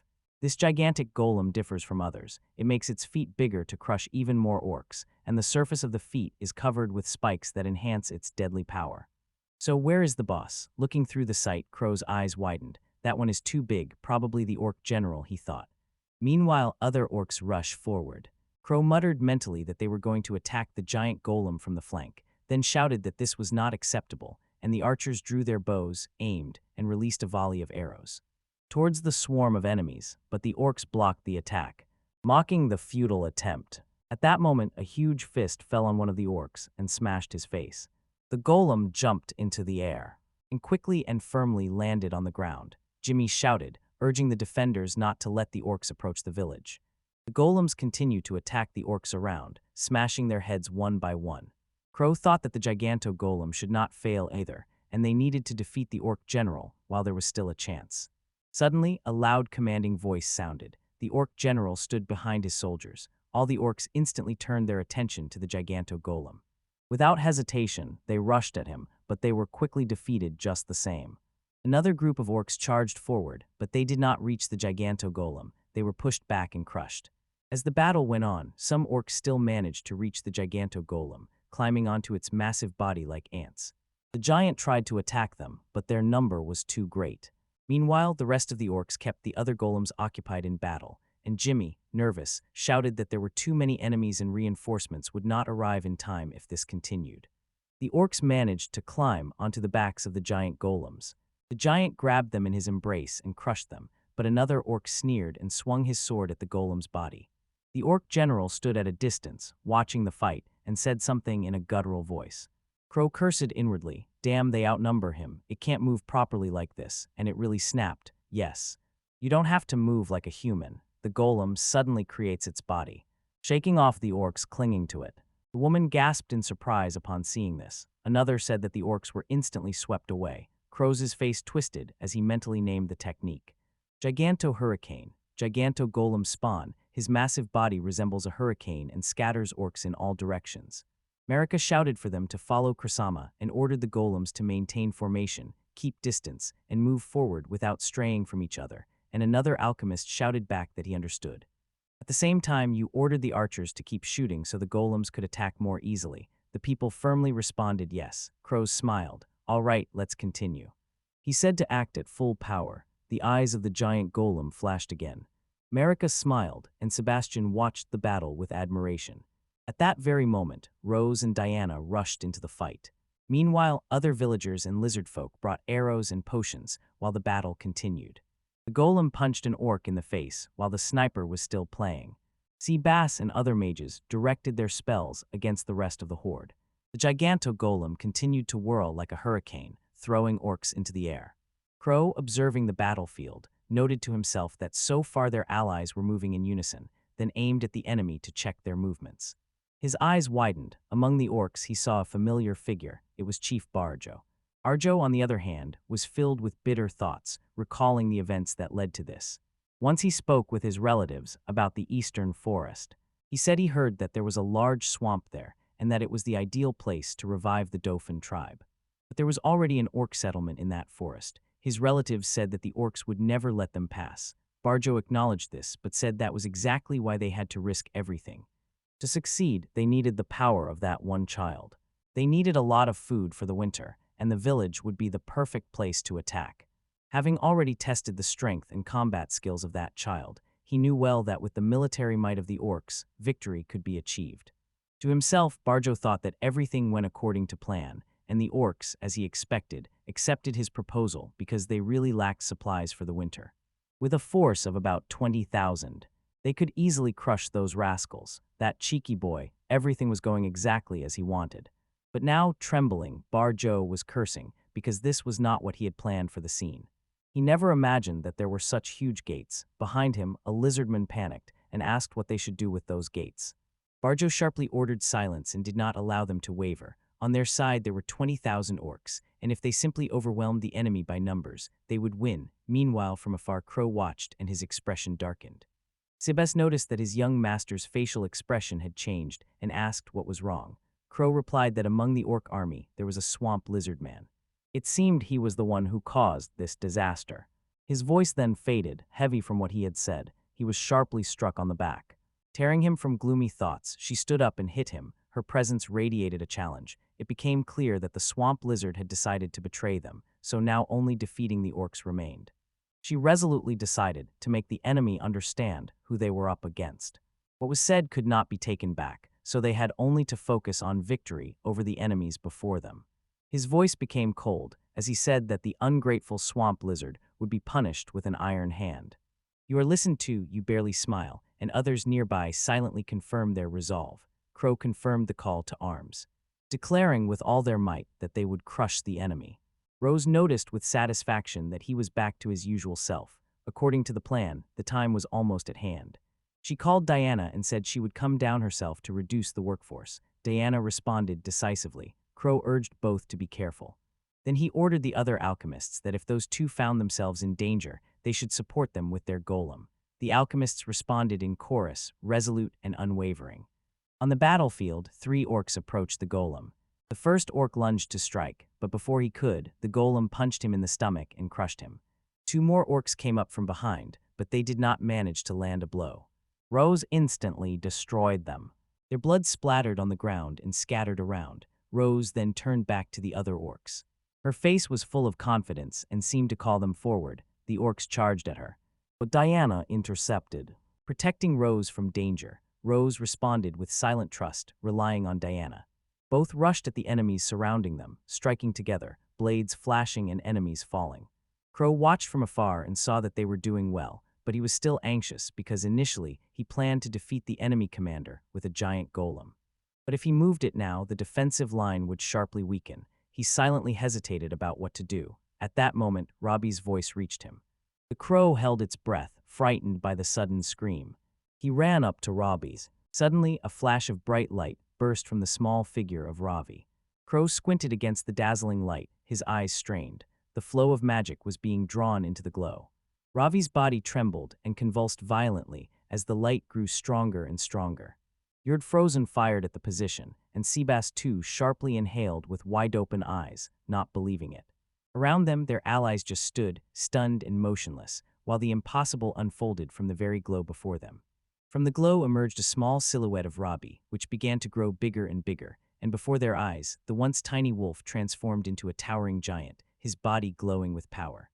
Everyone was stunned, even Crow, when they saw that Ravi had become a giant. Ravi growled and howled, and others whispered, not believing that Larabia had grown, and wondered why it had happened. Crow opened and closed his hand, realizing that Ravi had grown by absorbing his magic. Ravi stepped forward and growled. To push the sea bass so that he would draw his sword, Ravi bared his teeth. But instead of attacking, he licked Crow in the face. Although his appearance changed, Crow assured the others that Ravi had not changed inside. Everyone felt relieved. Ravi then humiliated himself. The little one was puzzled, and he thought that Ravi was ordering him to sit, possibly intending to carry him to the battlefield. Seabaz objected and insisted that their master could not be sent there. He was going to go alone, but Ravi shook his head and sent him away. Crow realized that Ravi wanted him to leave, and despite Seabaz's protests, he assured him that he would not force himself. He promised to return at the first sign of danger, and then announced that they are leaving. Ravi rushed forward at great speed. Carrying Kroon turned around. Crow noticed orcs in the distance through binoculars. He told Ravi to move straight ahead, but when he saw their huge number, he was shocked when he found himself in front of the horde. He was going to shoot them with a pneumatic rifle, but before he could do anything, Ravi rushed forward himself. Breaking through the orcs, someone swung at them, but Ravi dodged. He was already far ahead of the horde. Crow, impressed, praised him. They appeared in the field of view of the foreman. Crow climbed down. Deciding to finish this quickly, he directed his purifying power and summoned the Great Needle. Suddenly, spikes grew from the ground, piercing and killing the orcs. Ravi raised his head high, signaling the appearance of the orc general, who leapt fiercely. To Crow, Crow noticed the jump, but the orc suddenly froze in the air, raising his hand. Crowbone activated it and fired East Rise, Megatron's air cannon. The explosion threw the robot back, and a huge spike burst out, piercing the robot general and finishing him off. Crow wiped sweat. Feel relief that the boss was defeated. Let the battle continue. The locals did not panic, so this confirmed that they were led by the Orc King. Crow, without hesitation, sat on Ravi again. When they rushed into attack, Crow asked if Ravi could sense the king. Ravi stopped, and the raven noticed a silhouette behind the orcs. A giant with burning eyes. It was the Orc King, a rank B monster with the ability of hegemony, which synchronized the stats of subordinates and allowed them to fight for 2 days without rest. And in battle, the warriors' characteristics increased with their number, which could raise the Orc King to rank O or even S. Fighting among a multitude of orcs was dangerous, and victory over a larger number of them would only increase this danger. Crow pressed his hand to the ground, invoking purification. Spikes shoot like stone bullets. Impressive results. Although the spell was not very deadly, it effectively stopped their advance. However, the Orc King charged straight at him. Ignoring his subordinates, it destroyed them as it advanced. The raven's eyes widened in disbelief at his disregard for his own army. He quickly created a defense, uttered the first key of defense, and honed Earthrent. A lightning strike hit and created a barrier, but the Orsings still broke through. The smashing of the earth wall. Ravi barked, but the Orc King looked at him coldly. Ravi rushed forward, biting into his shoulder. Crow shouted in anger, "Orc R-word." Throwing Ravi at, Ravi regained his footing again. But the orcs wrapped themselves in clothes before their eyes and completely disappeared. Crow and Ravi were stunned. The Orc King recovered. Was it a spell or natural healing? Such an incredible demon exceeded expectations. Crow then realized there was something more in this creature. The Orc King stood before Crow after he healed. While the other orcs rushed inside, Kron noticed their movements. The infantry was gathering again. He hesitated whether to retreat to the nest settlement, regroup, and then attack the enemy again. But no, the longer the battle lasted, the more it favored the orc army, so they had to be defeated here and now. Ravi bared his teeth. Diamonds fall off his body. fragments that he threw at the orcs. Shards instantly pierced the targets. The organization was finally formed. While Robbie held back the soldiers, Crow noticed the Orc King. The Orc King raised his weapon. Crow realized that if the creature came closer, he would not withstand it. If he failed to keep his distance, he would continue to take hits. He casts a spell, enhancing the Great Needle. Many spikes rose from the ground, but the Orc Kings easily broke through them. Crow try again and improve. Megatron used an air cannon and fired it at the orc. The explosion was blocked. Let the Great Edels be summoned again. They were destroyed again. Another attack happened. This time the spike hit the eye of the orc. The beast roared, clutching its face. Crow muttered under his breath. It seemed even the Orc King could not ignore a blow to the eye. Still, the creature firmly held the weapon and moved forward, though it had only one working eye. It hit the ground. The battlefield trembled. Ravi prepared himself. The Orc King tore one of Crow's spikes from the ground. He swung and threw it toward him. The weapon struck Crow's knee, and he felt a piercing pain. Robbie growled fiercely when Crow saw the spike stuck in his leg.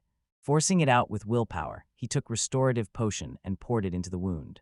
Robbie suddenly growled, his eyes widened. The Orc King swung his weapon down toward their side. Robbie quickly released another barrage of diamond shards. They pierced the orc, but he still stands firm. Robbie faced it head-on, but suddenly he was enveloped in light. His body shrank and he became small again. Crow patted Ravi on the shoulder, thanked him for fighting so hard, and assured him that it was enough. Now he would use Robbie's ice. The King of York rushed forward. The raven stayed in place and sang, improving. AI so lush, AI spikes pulse around the work. Shards hover before crashing into his skin. The war continued to advance unhindered. Weapons were raised high. Crow pressed Ravi to his face. Suddenly the orc was attracted by a sound, and he sharply turned around. Heavy footsteps echoed from afar, and a silhouette appeared. A giant figure lunged at them. Crossmold, the target he had summoned earlier, prepared for this moment, and although it temporarily weakened the defense of the Nest settlement, the risk was necessary. The Orc King froze in shock, dropped his weapon, and fled. Crow thought that if they defeated the King Or, this war would end. The target and the chase quickly catch up. His gigantic fist struck the orc. I tossed the creature into the air. The golem tracked the orc landing, where another group of orcs had gathered. Seeing the giant, the orcs dropped their weapons and scattered. When the battlefield was finally cleared, Crow exhaled deeply and, unable to hold back, fell to the ground next to Ravi. He muttered quietly, relief in his voice. It somehow worked. When a crow lies on the ground, its eyes remain closed. Slowly he opened it. They found Ravi. He silently looked at him. There were still tasks he needed to do. Meanwhile, near the river, Lyserman was marching. One of them cursed bitterly over the defeat of the Orc King and muttered that if some rascal found out, they would be in trouble.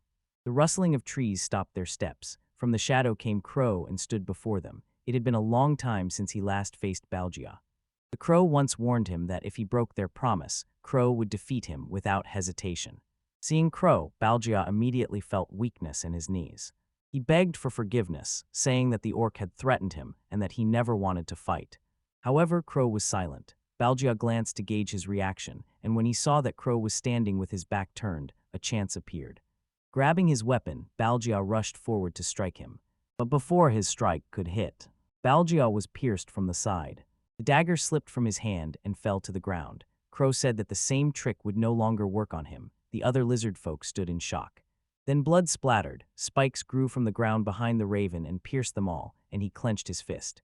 The raven promised himself that he would never get lost again. Somewhere Rose was also in battle. She jumped into the air, the blade gleamed, and she cut in half. Turning around, she saw even more enemies, but when they saw her power, they got scared and fled. From afar, Rose and Diana noticed a massive figure. When they came closer, people began loudly greeting Crow and the golem standing nearby. Some were crying with relief and celebrating a victory they considered impossible. Even the brothers sighed. Finally it happened. Diana, overwhelmed with emotions, started crying. Crow announced that from now on the fight would turn into a chase. The golem squad would mount horses and drive the rest of the orcs into the enchanted forest. Rose, noticing his reckless decision to fight the Orc King alone, remarked on his audacity, but still waved to him. Crow responded with a gesture. They gave a high five and parted ways. Jimmy ordered the golem unit to prepare. At Crow's signal, they mounted their cavalry horses. the pursuit began. Crow's group is pursuing the orcs. He knocked them down one by one. Crow himself crushed one with a punch. Then he hit another in the stomach. One by one, the orcs fell. Fear gripped the rest. They exchanged glances. They scattered during the retreat and disappeared from sight. Eventually, 3,000 orcs were successfully driven into the enchanted forest, where higher-level demons will most likely completely destroy them. The survivors begin to collect the corpses and load them into their vehicles to take away.